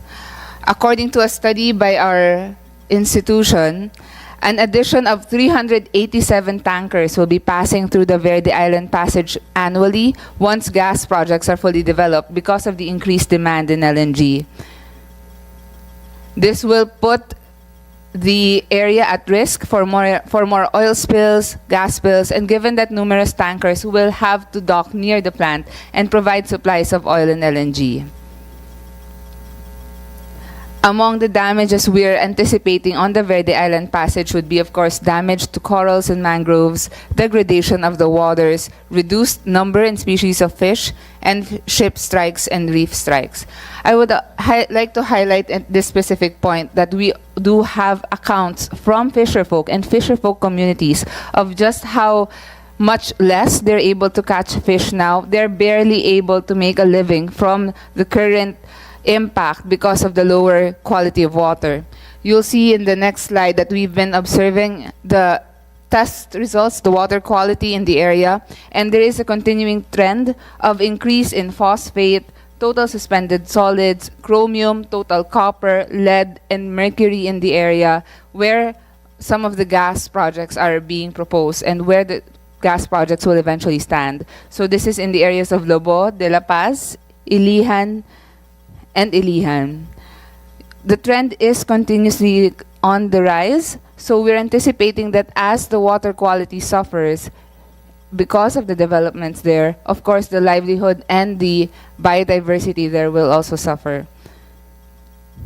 Let's go to the next slide. This similarly reflects the suffering or the decreasing quality of water in the area in Batangas. And next, we're highlighting the pollution from the tankers specifically, which will result in heavy metals from routine maintenance, introduction of invasive species, disposal of dirty ballast water and bilge water, noise pollution and illegal dumping of chemical waste, air pollution from emissions of tankers and oil spills. So while we're talking about the cost, the cost we will incur with the LNG importation, we have to take into account that this does have a lot of environmental impacts as more tankers come into the area. The developments will also result in, next slide please, land reclamation for LNG infrastructure. So we're looking at, of course, as we build out more facilities in the area, there will be sedimentation, increase of dirt and soil in the water. In the area of Ilihan specifically, it was noted that because this was where most of the fish, laid their eggs, and where they used to do that has now been suffering from sedimentation and reclamation. A lot of the fishing population that used to benefit the fisherfolk there is no longer available. Next slide, please. So we see a clear threat to marine life and food security. The dredging activities from laying down the pipelines needed by the plant will go past and destroy seagrass meadows, and there will be chemical wastewater utilized for the plant operations. This can bring serious harm to marine ecosystem and impact the food chain.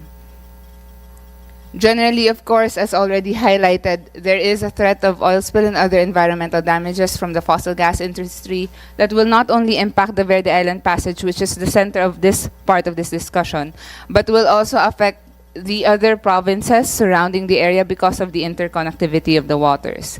And as I've previously highlighted, it will impact the fisher folks' livelihood. There is already a record of reduction of number and species of fish and chemical waste contaminating the water, making it unsafe as a habitat for species. There are also records of damages to boats due to the waves, of the stronger waves there in the area, and then, of course, health impacts due to emissions of LNG ships and facilities. Because this will eventually impact the quality of the air, we're highlighting that methane is the primary component of LNG. It is colorless, odorless gas. So while it might be highlighted that there's no black smoke the way there is black smoke when we burn coal, actually what we're highlighting here is that just because we don't see it doesn't mean there are no emissions. So methane on its own will cause loss of consciousness, vomiting, difficulty breathing, forgetfulness, blurry vision, and headaches for the communities in the area where the projects will stand. Next slide, please. Apart from carbon dioxide and methane, fossil gas also produces carbon monoxide, sulfur dioxide, and nitrogen oxides. Although it does less than coal, but it will eventually emit those, and it can worsen diseases such as skin, heart, and lung ailments, as well as cause acid rain and premature death.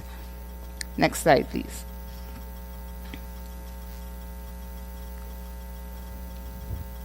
Next slide, please.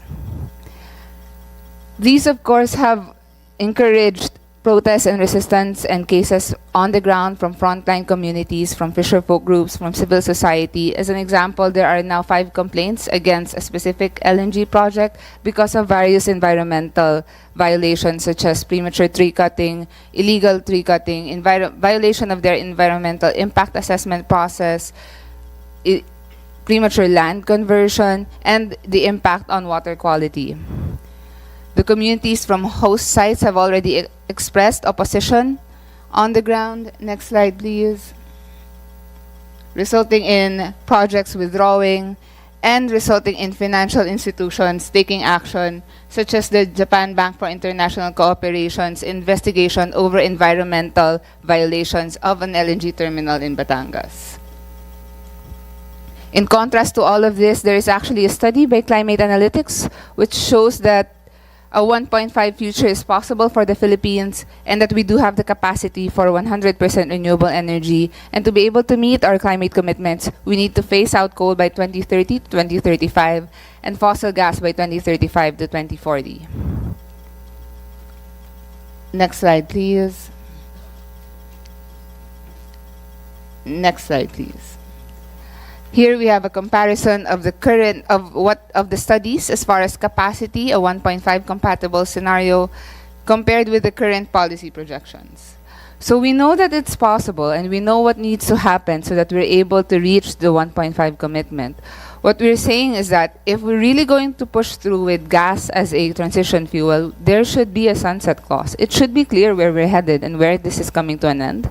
Also, we're emphasizing here that just because it's cleaner than coal doesn't mean it's clean. It will have environmental impacts. It has had environmental impacts. Communities have suffered, and communities are resisting on the ground. Thank you. Thank you for that. Can you include in I don't think I have a copy, no? We don't have yet. Okay, we have. So, yeah, I'm looking at it. Can you include your proposal for the storage issue on renewables, no? Because like I said, I am just learning about this, and I am a big supporter of renewables, but I'll need your help in telling us what are the solutions, because I understand it is expensive, but of course everything else is expensive, so there must be ways that we can find, and whatever other solutions you have, no, so we can support that sustainable development goal that I'm sure we're all, well, like I said, we're all aware of. And if somebody wasn't aware, I made them aware by including it in my my statement. Okay, and then how long will that take? Because in the meantime, that's why nga transition fuel, because we just really need to get from point A to point B. It's not one step, no? So that will all help us. Okay. Thank you very much. Thank you, So- Madam Chair. Thank you. So we're done with everyone at least being able to make their presentation. I'll give the floor to Senator Alan for his questions, and then Thank I you. might have a few follow-ups. Thank you. Thank you, Madam Chair. Let me start with a biblical principle, di ba? Kung ano ang ating itatanim, yun din ang ating aanihin. Kasi I think that's the... I know what you're trying to say, Attorney Montelibano, di ba, na agnostic in terms of fuel, but within the regulation and the policy. So I think it's just more of polishing that statement, di ba? And of course, after hearing Attorney... Sorry, malabo mata ko. Tisha? No. Very clear, especially yung ending mo. And that's where I want to start out, di ba? Do we all agree that there are three main issues or three main goals? Energy security, the environment, and the lowest cost to our consumers, which includes the foreign investors and local investors who will also use electricity para nga lalong mag-develop yung ating bansa. And unfortunately, the three should always go together but are sometimes in conflict with each other. So if I say that I want the most efficient transport system and someone invents a 50-seater jeepney pero diesel siya, it might be cheapest pero it might be the worst polluter. Diba? So you have to find the balance. At wala namang perfect, diba? Ang railway may advantage, disadvantage, no? So kasi if we all agree on that, diba, that it's energy security, then we'll have less debate. No, what do I mean by that? Kasi I'll go do that later, Attorney Valles, no? Pero nabanggit mo lang kanina na kasi paano kung mas mahal 'yan? Bakit yan ang bibilin natin just because it's indigenous? So are we saying wag na tayong mag-produce ng bigas? Kasi mas mura talaga ang bigas ng Thailand at saka ng Vietnam eh. So wag na tayong mag-food security, pinakamura, import na lang natin lahat ng bigas natin. We're not saying that, di ba? In fact, we're going to self-sufficiency because we see that there's value beyond that. I do agree, as a distributor, trabaho mo yan na try to get the lowest cost. But that's why you have DOE and ERC to balance these three policies, di ba? So the point I want to make is even before we pass this law, I want to dig into are we really maximizing Malampaya? Remember, one of my regrets in the last administration is hindi natuloy yung joint exploration between the Philippines and China in the West Philippine Sea, kasi kung natuloy yun, we could have gotten a better deal than Malampaya. We could have been more energy secure and hindi tayo nagra-rush netong mauubos yung oil ng Malampaya. But ang problema, if walang incentive to buy indigenous, di bali wala rin pala kahit na makuha natin yung mga offshore ngayon, no? So I want to start there with your permission, Madam Chair. So, Sir Valles, have you read na yung kay Mr. Tiglao na article? Yes, Madam Chair. Yes, Yeah. sir. So, let me go to the TOR for bidding of one of the CSPs ng Meralco. Meron po kayong nakalagay doon na if the plant is more than 10 years old, disqualified sila.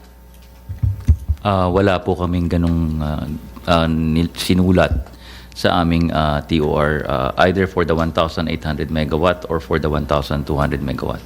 So, you're denying that? Wala Wala yun? po kaming sinabing yung mga 10 years or older ay disqualified. Okay. So, qualified sila to bid? Lilinawin ko lang po, Your Honor. Ang nakasulat po, dalawa po yung CSP ng Meralco that was Okay. conducted almost simultaneously. No? Yung isa po, 1,800 megawatt, that was conducted for Greenfield. And the previous guidance to us by the Department of Energy on what greenfield is that those plants that are operational as of January 2020. So we limited those bidders to January 2020, those operational by January 2020. And that's why both of us are lawyers, and that's why masama tingin sa atin lawyers. Kasi you disqualified the older plants. Binaliktad mo lang sinabi mo lang that they should be Yes, pero older. So, the answer to my first question, yes, they're disqualified. Pero may reason kayo kung bakit yung DOE. Wag tayong paikot-ikot kasi pareho tayong abogado yes, Your Honor, pero hindi po yun 10 years. I think 4 or 5 years lang yun. Oh. And then pangalawa Yeah, po, so you said you didn't disqualify older plants Ang So you sabi- could have said na, sir, it's disqualified because ang DOE ganon. Kaso sa PIPA, you could have corrected me sa 10. Yes. Diba? Kasi we all have limited time Yes, Your Honor. Diba? So wag tayong magpaka-abogado dito. Let's talk frankly and directly. Yes. Okay, so sa 1,800, ang guidance sa inyo, only plants that were operational as of January 2020. 2020. Yun po ang ginawa naming part ng TOR. Okay. So you disqualified all the plants that were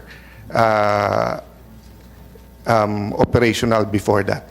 For the 1,800, For the 1,800. Your Honor, because the objective Yeah. of that bidding Can was we to confirm encourage that sa greenfield. DOE? Did you give that guidance?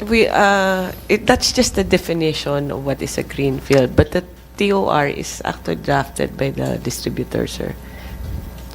Yung Meralco yung gumagawa ng terms of reference nila. So that means that 1,800 pwedeng hindi greenfield. It depends on what they want, sir.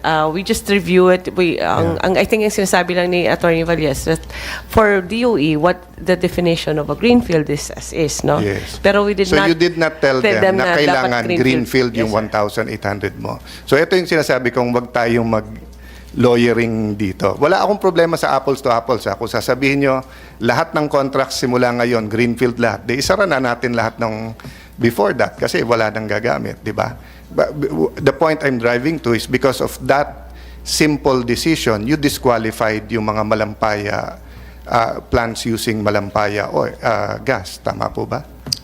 That's the net effect of that, di ba? For the 1,800, Your Honor, kasi nga po, ang objective ng bidding na yan was to encourage greenfield. Pero yung 1,200 po naman na megawatt, which is kasabay nun, ay kasama po doon Sige. yung plants operational prior to January I'll go with 2020. that kasi I just have a problem with sometimes wanting to be pro-environment and sometimes going to cost. Pero pag tinignan mo na kung sino mga may-ari ng planta, parang hindi naman yung environment ang tinitignan natin. No? So, ang nanalo ng 1,800, GNP Power 600 megawatts, Masinloc 600 megawatts, and Excellent Energy 1,200 megawatts. Tama po ba?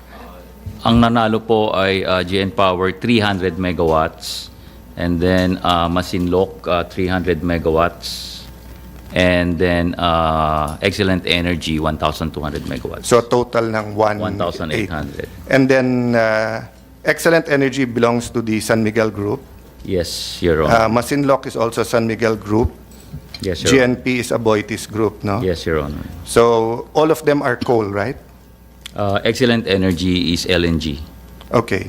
So GNP Power is coal and Masinloc is coal. And then Excellent Energy is LNG. Yes, Your Okay. Honor. So from Ma'am Tricia, hindi na papahabain, but parang sa akin kasi what's the term ulit? Green. Gusto nyo greenfield pero pinanalo yung coal rather than malampaya gas. Okay. So now looking at the instructions to bidder, there's a paragraph that reads that provided that the power plant should be operational not later than 2020 but not later than May 2025, no? Are you familiar with power plants of first gen in Batangas? I was looking at the website. The name is San Gabriel, San Lorenzo, Santa Rita, and Avion. Yes, Your Honor. Okay. Do you know that they all run on Malampaya gas? I do know that Santa Rita, San Lorenzo, and San Gabriel run on Malampaya. I'm not so sure about And as of Avion. and as of now, they're the only ones running on Malampaya gas, right? Yes, Your Honor. Okay. So, do you know when this plant started operation? I can verify, Your Honor. But more or less, hindi 2020. Yes, Your Honor. Oh, Much earlier than 2020. So basically, by just putting that, dinisqualify nyo sila. For the 1,800, Yes. Your Honor.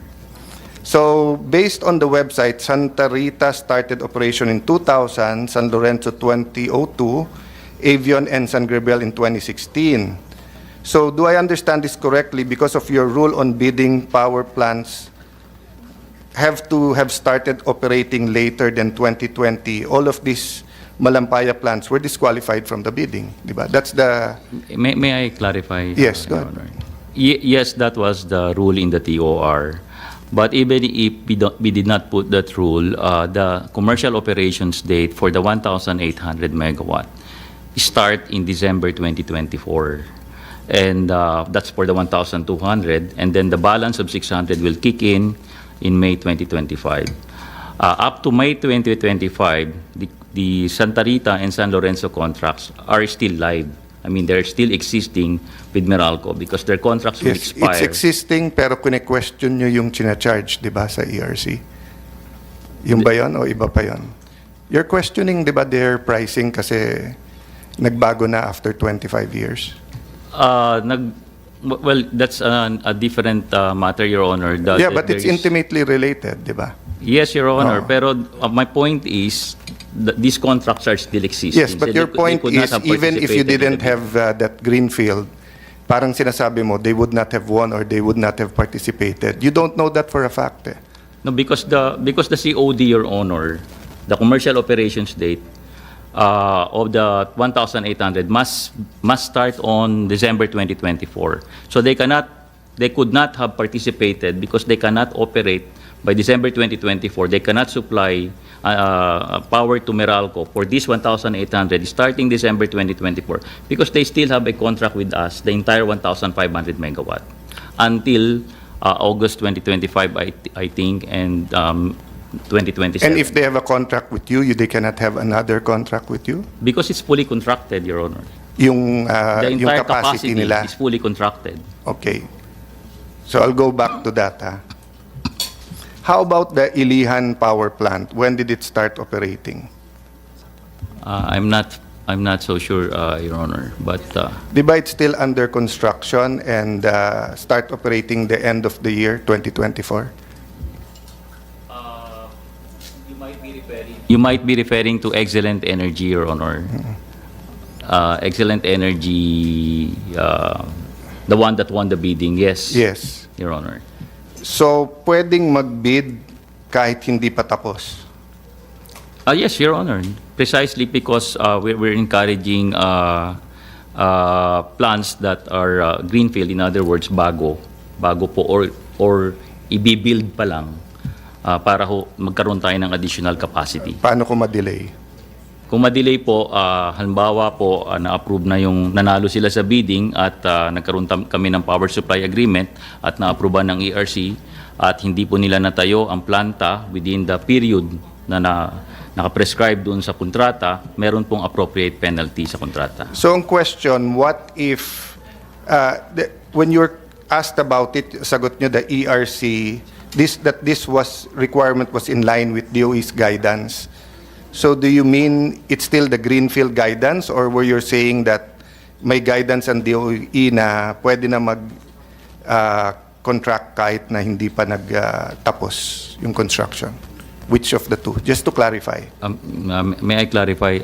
I'm sorry, Your Honor, hindi ko Di ba po the ERC actually wrote to DOE to confirm that it did indeed gave Meralco guidance? Kasi the ERC was questioning the requirement nung pagiging greenfield. Did the ERC question that? Can you clarify for me, please? Your Honor, no, we wrote some are observations to the terms of reference of Meralco, including that item on, it was a long list, but it included that item on Greenfield. So hindi lang naman po yung point ng Greenfield. Yeah, and what was your point about yung greenfield? That greenfield in the traditional sense is something that is not yet built, not yet financed. So normally, you need the power supply agreement to obtain financing for the plant. So our question then, our concern was, how can you define greenfield including a period that was past? If the plant is already there, operational, we found it difficult to consider them as greenfield because it already obtained financing, it already was So constructed. ayoko lang humaba para nakatali din lang dito, but I know there'll be a lot of forums to look into that, no? So I'm not an expert on CSPs, no, on energy, unlike Senator Win. Sister ko inabot pa nung chairman ang father ko nung first Powercom, no? But hindi ako expert dito. But it does not really take an expert to see that yung point ni Mr. Tiglao na parang may pinili na yung Meralco by just the terms of reference. To put in that arbitrary rule will prevent first-gen plants from bidding. Parang ayaw ng Meralco sa Malampaya, di ba? Even the DOE and ERC nga had some questions about this, but did you address those concerns about yung definition yun ng greenfield? Yes, Your Honor, we replied to the chairman. And what was your reply? Kasi kung ang definition ng greenfield, hindi kasama yung operation na, sinunod nyo pa rin yung sa inyo na 2020 pa rin ang binigay nyong date. May I explain? Yeah, please. Una po sa lahat, yung tungpong 1,800 megawatt, nanggaling po ito dun sa unang 1,800 megawatt na pina-CSP namin. Panahon pa po ito ni Presidente Duterte at ni Secretary Cusino, na ang guidance to us is encourage greenfield, so that is what we propose, and yan po ang binigay nilang guidance sa amin. Sorry, sir.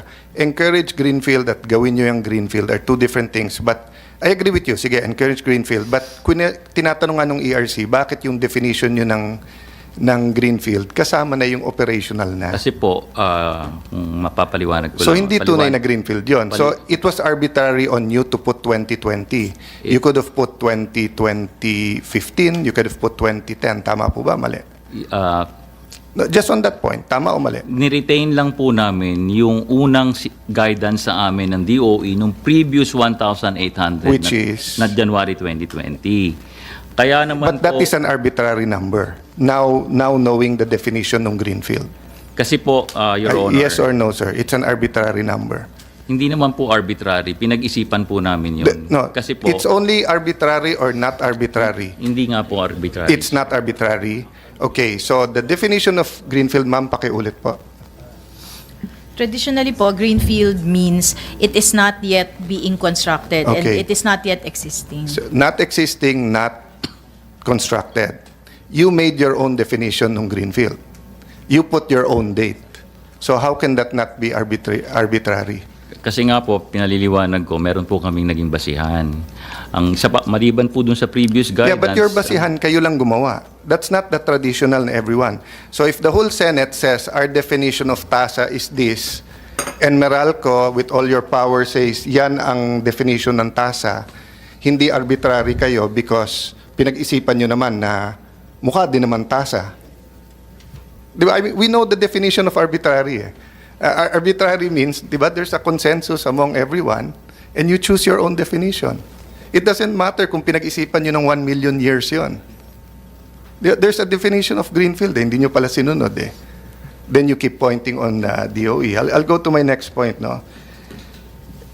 Yun nga, yung where I interjected kanina, that the cost of using imported LNG, ang sabi ni Mr. Tiglao, it's not really $12 per unit kasi meron din cost of bringing in katulad ng to regasify it, transport, etc. No? But when it is used by the power plant, it has to be turned back to gas. So i-regasify mo pa siya. So dun sa cost, no? Yung additional mga cost na to, this is also passed to the consumer, right? Yes, Your Honor, under the terms of reference. So you disagree, kasi I was listening to you intently sa presentation nyo eh. Kasi parang sa opening pa lang ng DOE, sinabi na nila na historically, and if you look at it, mas mura ang Malampaya gas. It seems that Meralco is arguing, not you personally, sir, you're just the representative naman. So I'm addressing, sorry if I seem personal, but I'm addressing it to Meralco as a juridical entity. So Meralco seems to think, what's the stand of Meralco? Mas mura talaga Malampaya gas o mas mahal? Or I think, Your in Honor. general, I mean, of Yes. course, may averages. Yes, Your Honor. In fact, mas mura po. In fact, to be very, very candid and honest, during the bidding for the 1,200 megawatt, we expected the bidder using indigenous to win. But it turned out that based on the results that it was 1 peso and 30 plus centavos higher. Yeah. We were I don't want to surprised. go into the bidding kasi I didn't study it and I don't want to, say dapat ito nanalo, ganyan lang ang nanalo. I just wanted to point out nga na sa energy security kasi,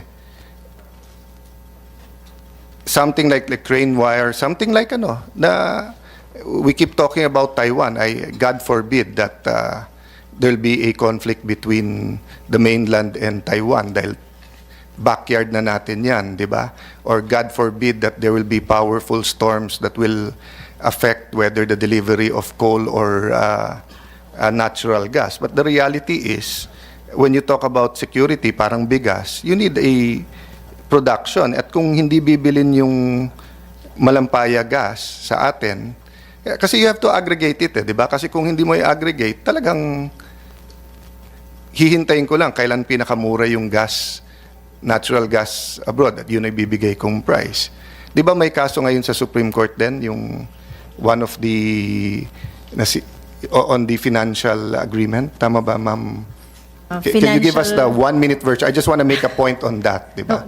Those involve the 2 contracts of Meralco that were terminated, Your Honor. One of which involves Ilihan, which is a natural gas plant that terminated its contract. It had a fixed price, and then they said they needed to adjust. So the majority of the commission disapproved the adjustment. They went all the way to the CA, and now we're in the Supreme Well, Court. we're all lawyers, so of course we're waiting for the Supreme Court and we'll respect their interpretation.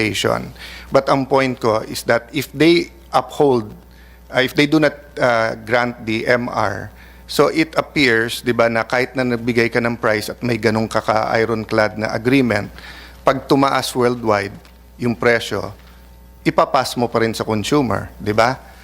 So ang point ko nun is that if you already saw na 10 years stable yung sa Malampaya, and when I say Malampaya, I'm not favoring Malampaya per se. I'm trying to get everyone in the energy sector to invest in having Malampaya 2, Malampaya 3, Malampaya 4 all around the country wherever it is. But the reality is just like mining, mineral resource development, napakamahal at marami kang, it's years, it's so much money and marami kang itetest dyan tapos wala pala, so you have to go to the next. So unless we set the environment and the policy to make this viable, we'll never do it. Diba? I mean, look at rice. Many of our rice farmers are giving up. Mga anak nila ayaw na. Naghahanap na ng ibang trabaho precisely nga kasi we haven't found a way to make it commercially viable for them. Sir Valles, at around the same time na may 1.8, you keep referring to the 1.8 kasi meron din 1.2 na CSP at that time, right? Okay. Now, for whatever reason, the greenfield requirement in 1,008 was not found in the 1.2 CSP, correct? Yes, Your Honor, because the COD for the 1,200 is supposed to be December 2023. So it's not possible to limit it to the greenfield or to the newer plants. That's not correct, totally correct, di ba? Kasi kayo naman nagde-determine ng definition ng greenfield eh. So if you define greenfield as 2015 plant, di pwede pa rin. Tama? Kung ganun po yung definition. Pero Yes. So I mean, kayo nagbigay ng definition, tapos kayo nagsabing tama sa 1,800 pero hindi pwede dun sa 1,200. Pero internationally, hindi yun ang definition ng greenfield. Correct? Yes, Your Honor. If I may just explain. Yes, go ahead po. Yeah, although ganun po ang nasa TOR namin, kaya po namin yun kini-clear sa regulator at saka sa Department of Energy, no. Hindi naman po namin ini-implement ang TOR kung hindi aprobado ng Department of Energy. And sometimes they make comments, even the ERC, as mentioned kanina, si Chair Mona made comments, no. So we consider as much as possible the comments of the regulator and the Department of Energy. I do fully understand. You know, unlike other contracts, unlike, let's say, Yusek Garin in Congress, in her many terms in Congress, daming hearings on trade and industry, on economic affairs. There are certain regulators that they can be very decisive or very, what do you call this, deliberate very soon, because nga it doesn't have a tsunami type of effect. So dito, of course, they're being cautious, saying do this, don't do this, Meralco, kasi nga grabe yung epekto at saka matagal to eh. Matagal to put up a power plant, may mga problema tayo sa national grid, etc. So, but yung sinabi mong we follow them as much as possible, hindi totoo yun. Because nung nag-comment sila about Greenfield, you still followed what you want eh. You said as much as possible. Oh, it's possible na hindi na Greenfield ang ginawa niyong bidding ng 1.8. It's possible na binago niyo yung definition ng Greenfield. You didn't do it eh. So it's not true that as much as possible. Basically, kung ano lang yung but anyway, there'll be other venues. Doon na lang sa franchise hearing niyo ko iti-take up yung whether sinusunod niyo yung DOE or ERC, no. So dito sa instruction to bidders, you said that pursuant to DOE advisory, gas-fired power plants were highly encouraged to bid and prioritize the use of indigenous gas. Tama naman po, di ba? So nandun yon. So, in fact, a Malampaya fuel plant, say San Gabriel of first gen, did bid, right? Okay. But apparently, San Gabriel bid higher than the price cap or reserved by Meralco, correct? Yes, Your Honor. Okay. The LCOE reserve bid was 7.15 while San Gabriel's bid was 8.45. Tama? Yes, Your Yeah. Honor. Who won the bid? The one that was won by San Miguel's SPPC, Your Honor, yung Ilihan South plant. Premier Power, no? South Premier Power. Hindi ba Ilihan din yan? Yes, Your Honor, that's Ilihan Power Plant. So Ilihan has a new one and an older one. Yes, Your Honor. Okay. So both got to won under your rules. Because dun sa isang rule, pasok sila sa Greenfield.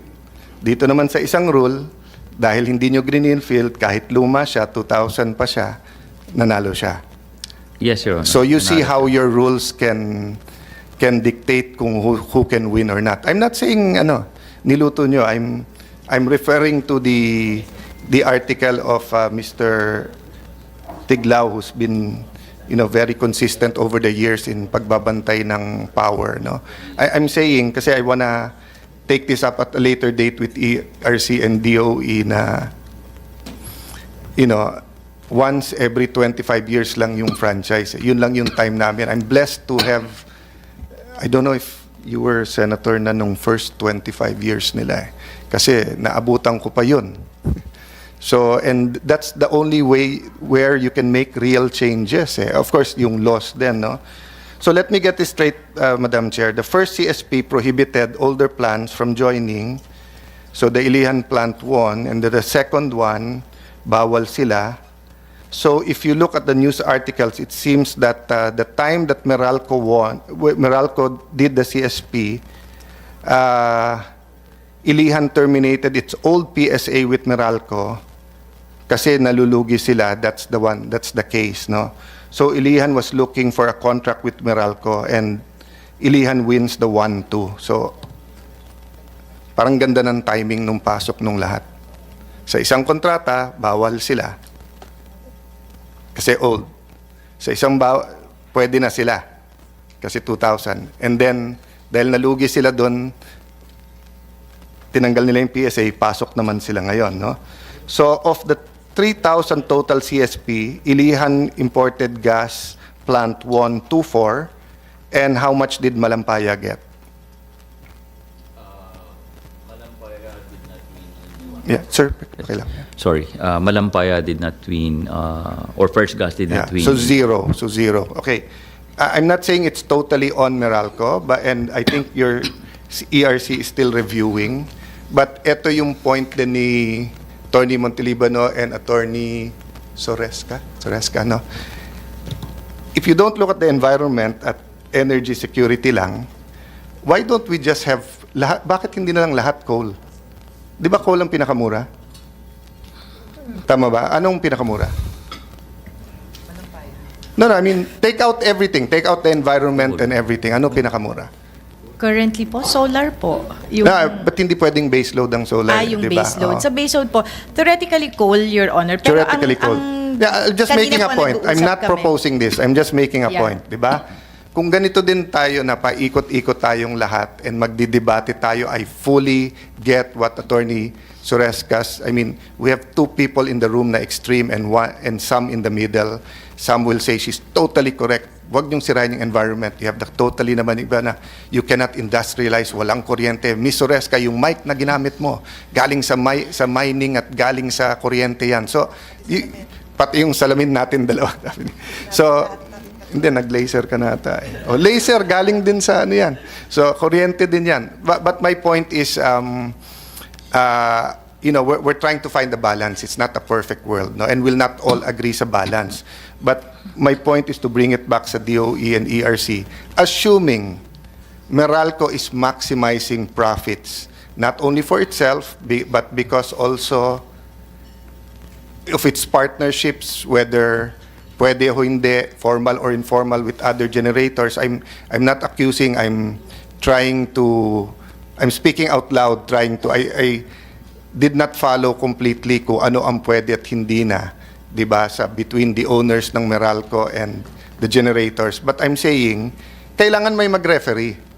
Kailangan may magsabi ng sandali lang. Ang tamang mix ganito, which you have in your long-term plan. Di ba? Pero sa actual na bidding, walang ganun eh. Di ba? That's why we're looking at this bill, Sir Valles. I agree with some of your points kanina. Kung ekonomista ako purely, sabihin ko tama yung sinabi mo kanina. Kaya lang, kung mag-agree ako doon, coal lahat ang gagamitin natin. Wala tayong magiging mix dyan, no? So, fast forward ko na kasi I'm taking too much time. Meron kayong CSP up, no, ng August 2? Tama ba? Sorry, Your Honor. Meron kayong ongoing? We recently concluded renewable energy CSP for 500 megawatt. And Yun yung we sa have August 2? Ano yung sa August 2? Bid ba yan or? Maybe that is the 600 megawatt CSP. O, for anong base rule load. ang gagamitin nyo dun sa August 2? It's a brownfield. It's open to both brownfield and greenfield power plants, Your Honor. In fact, first gen, which is using Malampaya, and I'm not sure if they're using also LNG for this purpose. And malinaw ang rules. participated. Malinaw ang rules doon. Malinaw naman po lagi yung... Sige, but let's all pretend that this group in my left is not from DOE and ERC.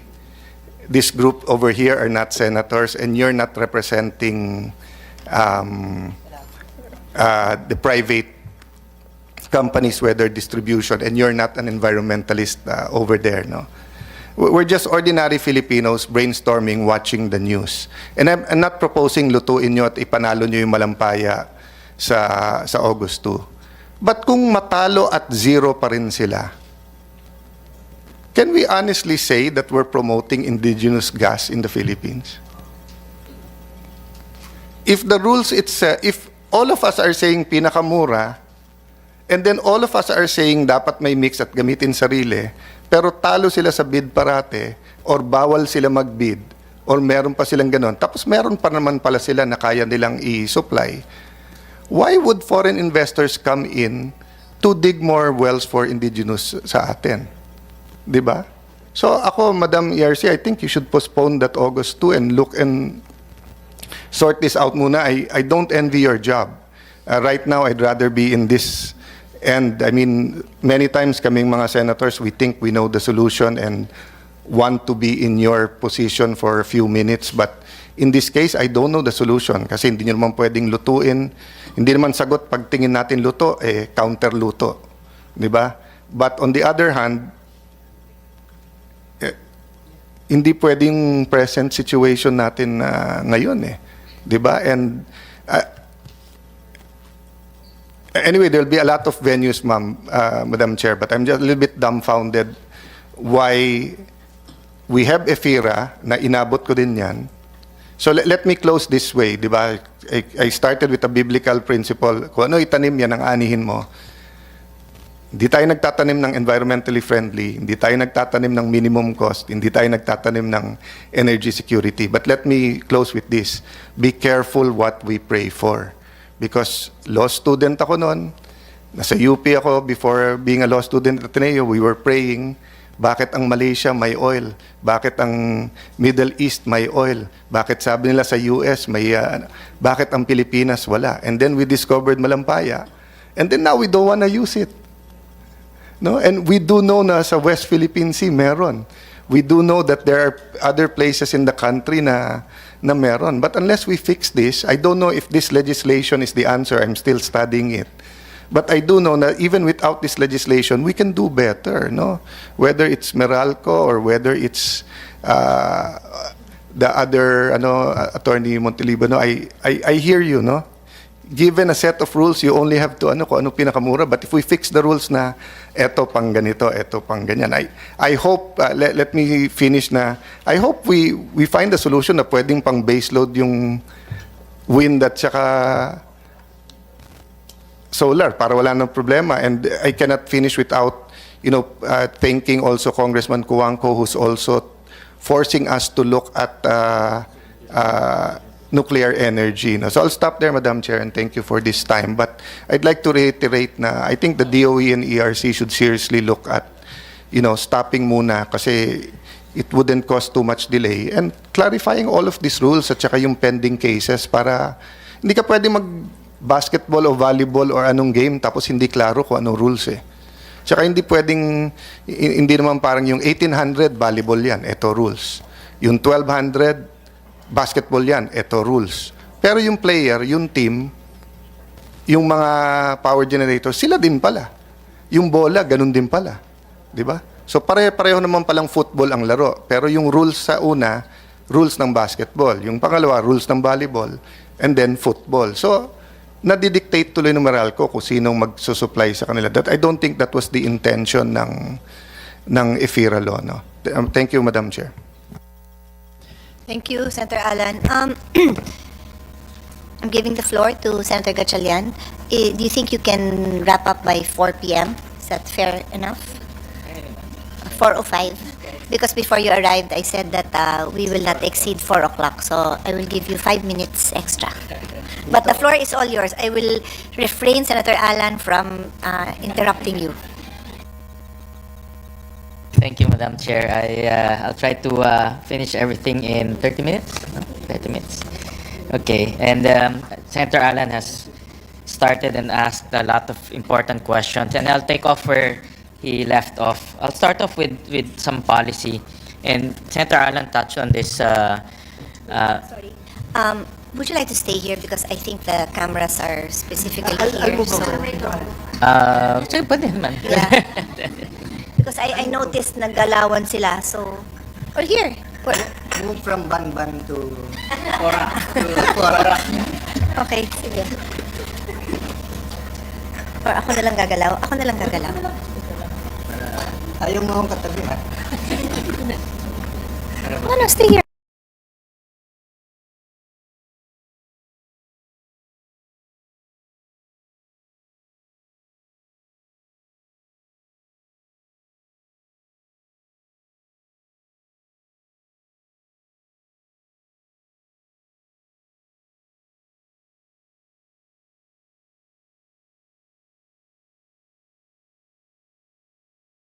Chairman.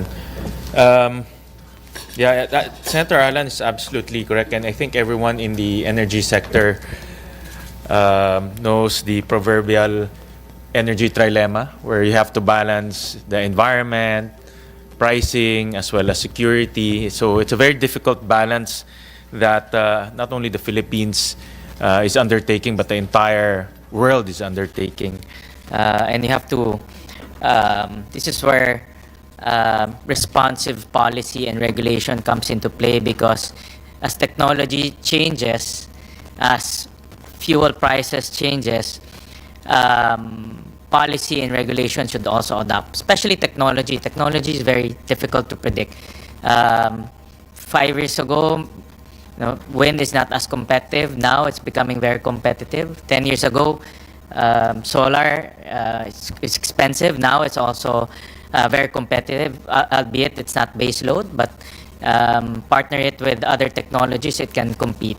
So I'll take off from there. And I saw in the DOE presentation, and if the ComSec can flash the DOE presentation on page 2, I noticed that the transition has already begun. And you can see this from the energy mix that the DOE presented. And just to summarize it, can the ComSec flash it on the screen? The current capacity for the current share for coal right now is 43%. No? And by 2050, it will go down to 9%. No? And then renewable,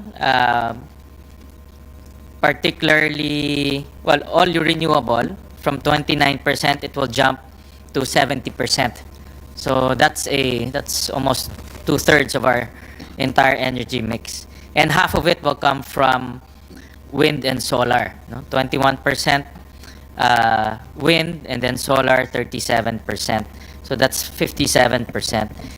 But I also noticed that our traditional base load, technologies such as coal, went down. Nat gas will increase by a little bit from 13 to 60%. I don't know, 2050 ba? 24/7 na ang araw? 24/7 na ba ang wind? Because how do we power ourselves at night? So this is a policy question. I support the transition. In fact, I filed a bill which is in this committee to already legislate a transition policy. So that I believe in transition. In this particular industry, changes cannot be abrupt, because we're talking about pricing and we're talking about consumer welfare. So we need to transition. And I truly appreciate and support the transition of the DOE reflected in their PEP. However, I do appreciate the aggressive transition, but how do we, I want to understand, how do we balance the intermittent technology, especially when wind is not blowing and the sun is not out? Madam Chair. For example, Madam Chair, the next auction, problems batteries. So what we are planning, this next auction will be for pump storage, which is also a way of storing energy from the renewables. But this will be the fourth, and the fifth will be a cluster. The proposal, what we're thinking is a cluster. You have renewable plus battery. So we're trying to encourage more players in the battery systems, and as well as hopefully it will trigger more technology, better technology to come in. Ang pangbawi lang for now on the transition side is the natural gas, because coal is moratorium, we're depleting on that. So doon muna ang trying to encourage the incoming battery technology to come in. But yes, we do recognize that there's still limitation, but we do believe that the technology will improve fast enough to catch up. By 2050 pa naman to, Madam Chair, ang target. We need to plan, no? And one thing I learned from this industry is long-term vision and planning is very important. Almost like having a crystal ball on your hands, because to build plants takes time.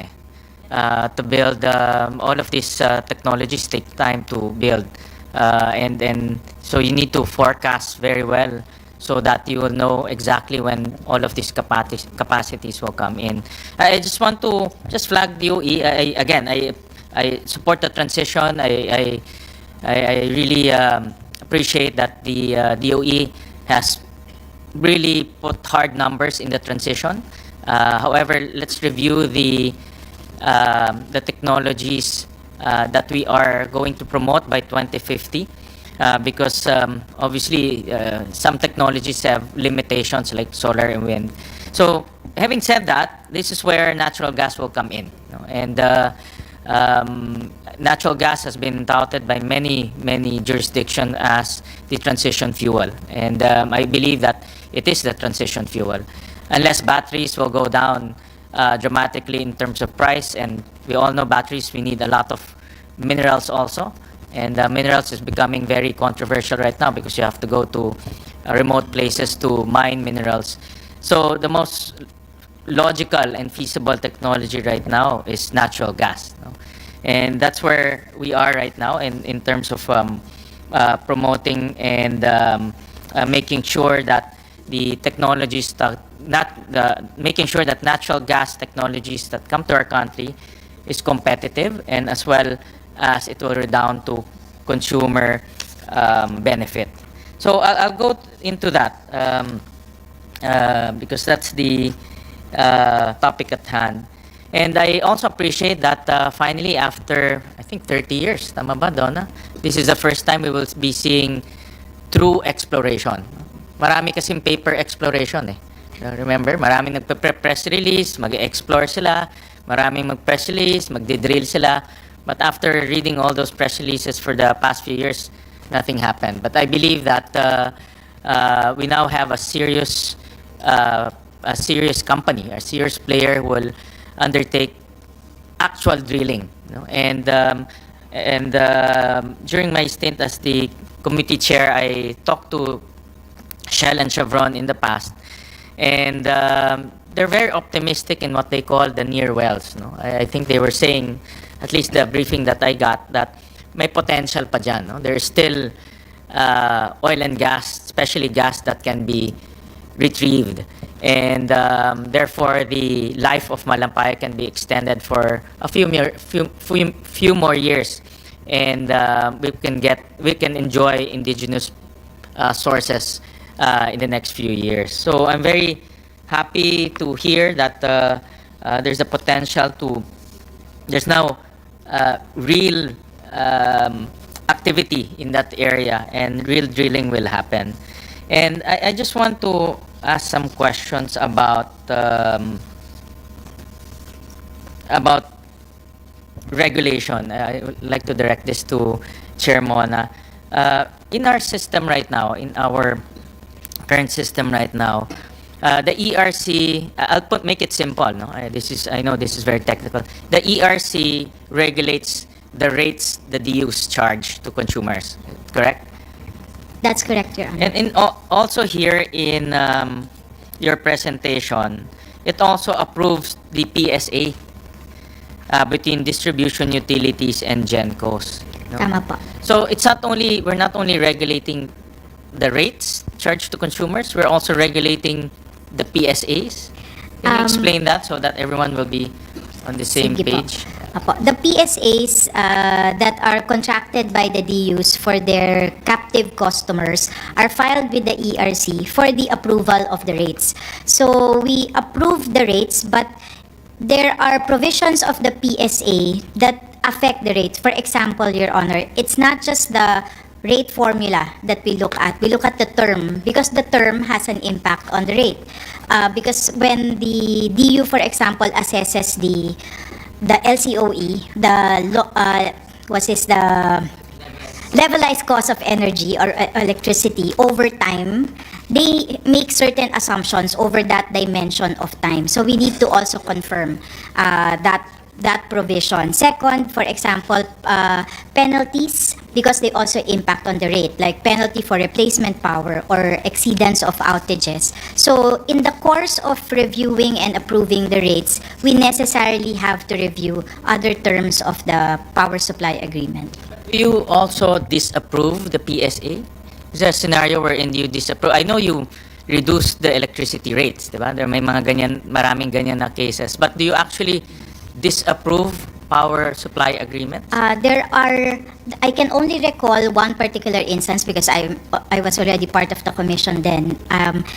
When the procurement process is flawed, then that leads to a disapproval of the PSA. Like those PSAs that were invalidated by the Supreme Court for non-compliance with the CSP requirement, we had to invalidate the PSA. So that's the top of my head, that's the main thing that would invalidate the PSA. You also look at the, for example, because the PSAs will contain pricing, no? Do you also approve the pricing of those supply?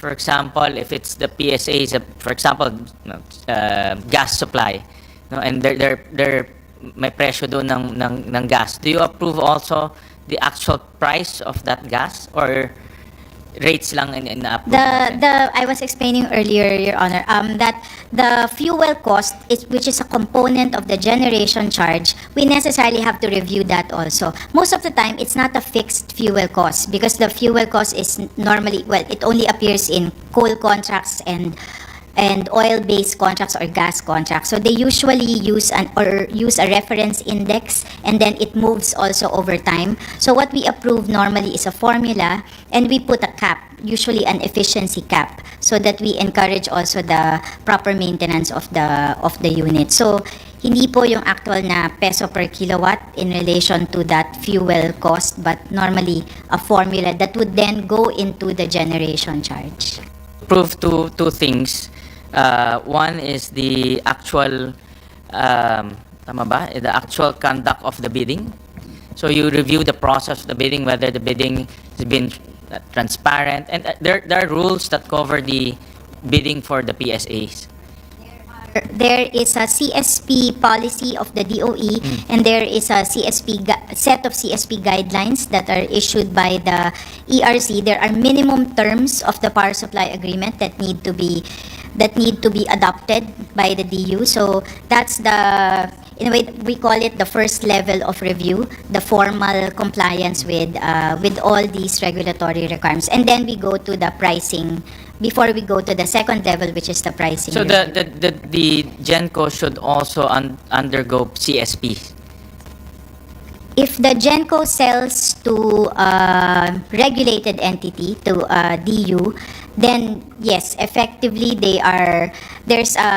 we call it the long arm of the law. Normally, the GenCos are deregulated.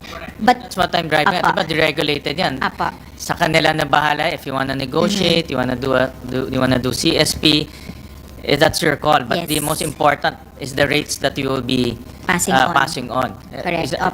Is that the process? Opo, because they sell to a regulated entity, and the regulated entity cannot pass on any rates that are not approved by the regulator. Effectively, there's that long arm of the law that reaches all the way to the generator. Okay. That becomes part of that regulation. And the GenCos are mandated to conduct bidding in sourcing their fuel supply. Kasi diba, there are two steps, I understand. Correct. First is to determine whether the bidding process is in accordance with the rules.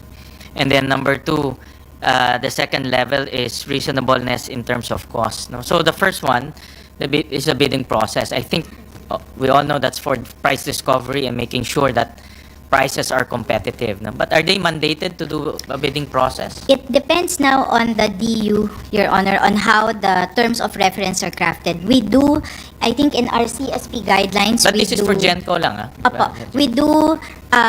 we don't give any direct instructions po kasi to the GenCo. Our instructions are always to the regulated entity, the DU. And then the DU is the one that interfaces with the GenCos. But if the DU includes in their TOR, and I think that's our minimum requirement, I'm just checking with our legal, that the GenCos would have a fuel supply procurement plan, because that's part of their submission. We will need to evaluate that there is competition in the procurement of fuel. Then it's the DU now that checks or ensures that there is that competitive exercise in the procurement of fuel. But for example, if the GenCos will negotiate because they find it, kasi ano ito fuel supply ito, no? They will negotiate and because they think this is the lowest in terms of cost. Is that allowed under the rules of ERC? That's allowed. What we will look for, Your Honor, is that there is at least before a direct negotiation, for example, there was some form of price discovery still. Okay. Whether it's a full-blown tender or solicitation of offers, so that may assurance naman tayo na may arm's length naman yung transaction. So all GenCos are required to do some form of price discovery, whether bidding or solicitation. That's under the rules. Yes, Your Honor. Okay, and that's to ensure that the rates that will be passed on to consumers will be competitive because all of those fuel costs are passed on Diba? Definitely all except for RE, of course, no? But all of these traditional technologies, no? Especially fossil fuel, all of the fuel component is passed on to consumers. That's I mean, to put it simply, Opo, in general. In general, Yeah, in general. oo. So that's why important na may price discovery. That's the most important. All right. Okay. And I want to also let me because I'm meron akong 10 minutes silang ba, Chairperson? Let me jump to Sorry, but I have a preset kasi, so talagang sige. 10 minutes ka lang. I'll jump na lang to Prime Energy. I have some questions in their PowerPoint presentation. I also saw that in your slide, yung this pricing slide 4. I saw in this slide that, and in your statement also, that you said that Malampaya remains to be the most stable in terms of pricing. No? Can you flash that? I do agree it's stable. I do agree it's competitive. But sometimes I saw also in the slide, and we also have some research, that sometimes LNG is cheaper. Sometimes, no? Ganyan naman talagang ang merkado, nagpa-fluctuate yan, diba? Obviously, the pricing of Malampaya is not linear. No? It's not a straight line. It follows a formula, correct? Can you describe to us, or can you tell us what is the formula? The formula of Malampaya gas, this is a 20-year-old formula, even more. It was a formula approved way in the beginning when Malampaya had its first GSPA with the Ilihan power plant and First Gas power plant. And its composition is very simple. It's actually a very classic formula that also other jurisdictions around the world kind of follow. So it's made up of a basket of indices, crude oils, I believe Dubai, Oman, crude, and then there's a gas oil component there, a fuel oil, and then US CPI to kind of trend it with the market. So the way it's constructed is such that these various indices play off of each other, and therefore, if there are market fluctuations in various areas around the world or one area around the world, something else in the index will offset it, making it pretty stable. Nag-offset lang sila. And then the other component, the other feature of that price formula is such na it will use the index of the past two quarters past, meaning when Malampaya bills its customer today, it uses indices from the last from 6 months ago, which means that if there is a sudden fluctuation in the market, sudden war or whatever, the consumers don't feel it immediately because they would still see the previous index. That's what makes it really stable. Okay, so that's one portion of the formula. The other portion of the formula is what we call the base price.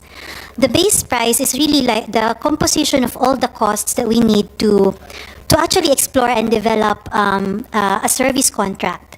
And this base price factor goes down over time. So every quarter, there's a number there. Let's say a 4 point something. It starts with 4 point something on quarter 1. Quarter 2 or 3 or 4, that number keeps going down. And that really just follows a typical cycle of a reservoir, when in the beginning you would spend more in order to drill and make gas. And then over time, it goes down because you would already have produced the gas, and then you don't have to keep investing more until the time that the reservoir depletes again and you have to invest again. That's kind of the cycle it follows. And that's also what happened when the GSPA of our last customer, current customer, First Gas, it expired in 1st January this year. So when it expired, they renewed their GSPA. Then the formula just reset back to the old quarter 1, and it will then, from this point onward, go down in time. So that reset led to a little bit of an increase. And that's actually natural because, as you can see, this is also the point in time when we need to start drilling again. So it's kind of just the cycle we follow. We do that in order to ensure that we continue to extract the gas out of an existing service contract so that we continue to extend its life. That's a very, very typical structure po in contracts. Yeah. I have a copy. I don't know if this is the updated formula, but I have a copy of the formula. Just don't know if it's the accurate, if that's the formula that you described. But basically, the components there are crude oil components. Yeah. Tama? There are Dubai crude oil components, there are Oman crude oil components, there's also Platts. Tama ba? Meron bang Platts dito? Oh, sorry. USCPI component. So in other words, a lot of these components are also subject to global shocks. So meaning things that we cannot control here in our country. So the formula it's good that the formula is designed to hedge one another. No, as we can see from the flat curve of the graph, but it's not isolated to global shocks. So meaning if something happens abroad, Dubai crude goes up, you know, there's also going to be an effect to Malampaya pricing. Correct? There will be po. Correct. So, yeah. And also when Oman crude goes up, there's also effect on the pricing of Malampaya. Yeah, there will be. It's just that you see in the graph there, it doesn't move as much as the other prices because those other prices are only indexed to 1. And the other features of those other fuels are that they include their shipping costs, for example, that are very vulnerable to market disruptions. Mm-hmm. So, for example, LNG, the LNG component, in fact, we have a slide there that shows the breakdown of it. LNG has a component of the price called freight cost or shipping cost. Now, that shipping cost could also change if there's a sudden disruption in the market. So not only is LNG susceptible to movements in just one index, Brent immediately, it doesn't have the same features Malampaya na may lag the 6 months, as I described earlier. It's also very vulnerable to shipping problems, shipping rates. So there was one time, in fact, na there was a disruption in the Suez Canal. I think the mababa yung tide, etc., whatever that issue was. So LNG ships had to skirt around. They had to go around the Cape, South Africa, Cape Town thingy. Yeah, Cape of Good Hope, sorry. It had to go around the Cape of Good Hope. And so the shipping cost really escalated by, 5 times. And that increased the cost of LNG. So that's kind of the feature of it, unfortunately. And same for coal, actually, when Indonesia had to cut its supply to the Philippines at the time, I think during the Ukraine war, because they had to implement their own energy security requirement. Well, that's the all commodities is susceptible to price fluctuations, no, and especially commodities that are imported and comes from from different jurisdiction. But my point of the matter there is, if looking at the formula of Malampaya, it's also not completely isolated from price shocks, because the components, the components in there is also pegged to crude oil, pegged to gas oil, pegged to US CPI, which is also beyond our control. No? So, in other words, it might be stable, but it's not isolated to price shocks. No? And that's why I think it's important to note that things can change in different situations. No? Right now, we're saying that it's stable, but nobody knows when Dubai crude oil will shoot up, and it will affect also Malampaya pricing. No?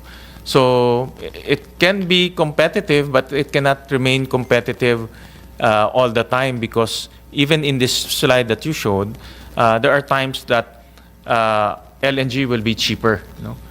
Because of different situations rin, no? So it's important also to have that price discovery depending on the situation and depending on what's happening around the world, no? Because in my opinion, Malampaya pricing is also susceptible to price shocks because of the formula, no? So that's one thing that I noticed from the formula. May I just interject? Yeah. Before you arrived, I also was asking about that, and I had asked the same resource person, Ms. Donna Cruz, if you include or basically subtract the contribution to government, then that will drastically bring it down. So whatever other price influences there would be, parang the base goes much lower talaga, no? So I don't know, in my mind, how would it ever be more expensive if you will always factor in the contribution to government? Tama ba? O then, you are nodding your head. Let's call on Ms. Sharon. Well, and please keep it short, Yes, because very short we're lang. running on his time, which is already Very short lang. up. That's why in the proposed bill, Madam Chair, the proposal is reasonable cost with consideration of the contributions to the national government. Para we're basically changing EPIRA. Instead na least cost siya, kailangan reasonable cost, and that will be a study of the ERC on how to implement that. I do not want to... Huh? You want? Yeah, sure. Yeah, okay, I won't rush you. No problem. So, with the permission of Senator Gatchalian, no, because this will not be the last hearing, no, we really want to have a very thorough discussion. This is perfect. It's 3 hours. My brain kind of moves on to another topic after 3 hours. So, we will have another hearing, whether... Follow-up na answer lang. As long as mabilis, he also has... Yeah. Senator Cayetano, sa follow-up? Senator Gatchalian's points just furthered yung tinatanong ko about August 2. So I just want to know, I saw nodding and everything, but anong inclination ng ERC about the August 2 bid nila? I mean, nasa plate nyo yung rebasing ng Malampaya. We're waiting for the Supreme Court decision. Then after hearing Senator Gatchalian, ang problema sa Malampaya, may formula. So they're bound to bid that. Samantalang yung LNG, reference rate lang eh. So parang naging disadvantage pa sa Malampaya, kasi kung pwedeng reference rate lang sa Malampaya, kaya lang, kawawa namang consumer, parehong reference rate, di ba? So parang ako, hindi ko alam mangyayari sa bidding nila ng August 2 kung ganyan ang magiging ano nila, no? And we're only talking about 2 weeks, no? Unless we clear the rules within the next 2 weeks, Ma'am Chairperson. Thank you, Mr. Senator. We will study it. Hindi pa po nangyari na nagpatigil yung ERC ng CSP, but we Sige. will have to No, I'm study more than it. happy with studying it, pero lang within that time period. And I'll ask Meralco to do the same. Pakitignan nyo, I mean, given, kasi sa Pateros may saying kami, if it walks like a duck, di ba? Quacks like a duck, swims like a duck, it's a duck eh. So pag tinignan mo yung 1800 at yung 1200, etc., and all the players, etc., medyo boxed out talaga yung Malampaya eh. So let's fix the rules and make it fair to everyone. Yun naman ang ano nung EFIRA eh. No? And sa pagkaalam ko, kulang pa nga yung gina-generate natin lahat sa kailangan eh. So it's a matter of fixing it. And Madam Chair, I'm done, but I think If I just may quickly 10 seconds, interject. because Yes. we are beyond. I told all of you, 4 o'clock, okay? So pag na-late ako, isa-isayin ko yung pangalan nyo dun sa pupuntahan ko kung ba't ako late. So please, 10 seconds. Yes, I would just like to thank Senator Cayetano for raising questions on the Which Senator competitiveness. Cayetano are you thanking? Both. For this time and for allowing me to raise and for also raising the issues on competitiveness, because we noted and we're also studying the transactions this CSP, because we know that Meralco's subsidiary Power Gen Corporation and Thermagen together, they purchased 67% stake in the Ilihan Gas Power Plant and the South Premier Power Plant, which won the earlier CSP, which was also in question. So I think there are questions also on if there are violations as far as competitive laws. So we will submit a position paper also on this. That's all, ma'am. Thank you. So let me end on an observation. I've often chaired hearings. I've veered towards committees which are considered what's the term I'm looking for? More involved in social welfare. So I'm extremely happy that in this committee, which is considered a more technical subject, there are so many women in the field of energy. I just wanted to make that observation.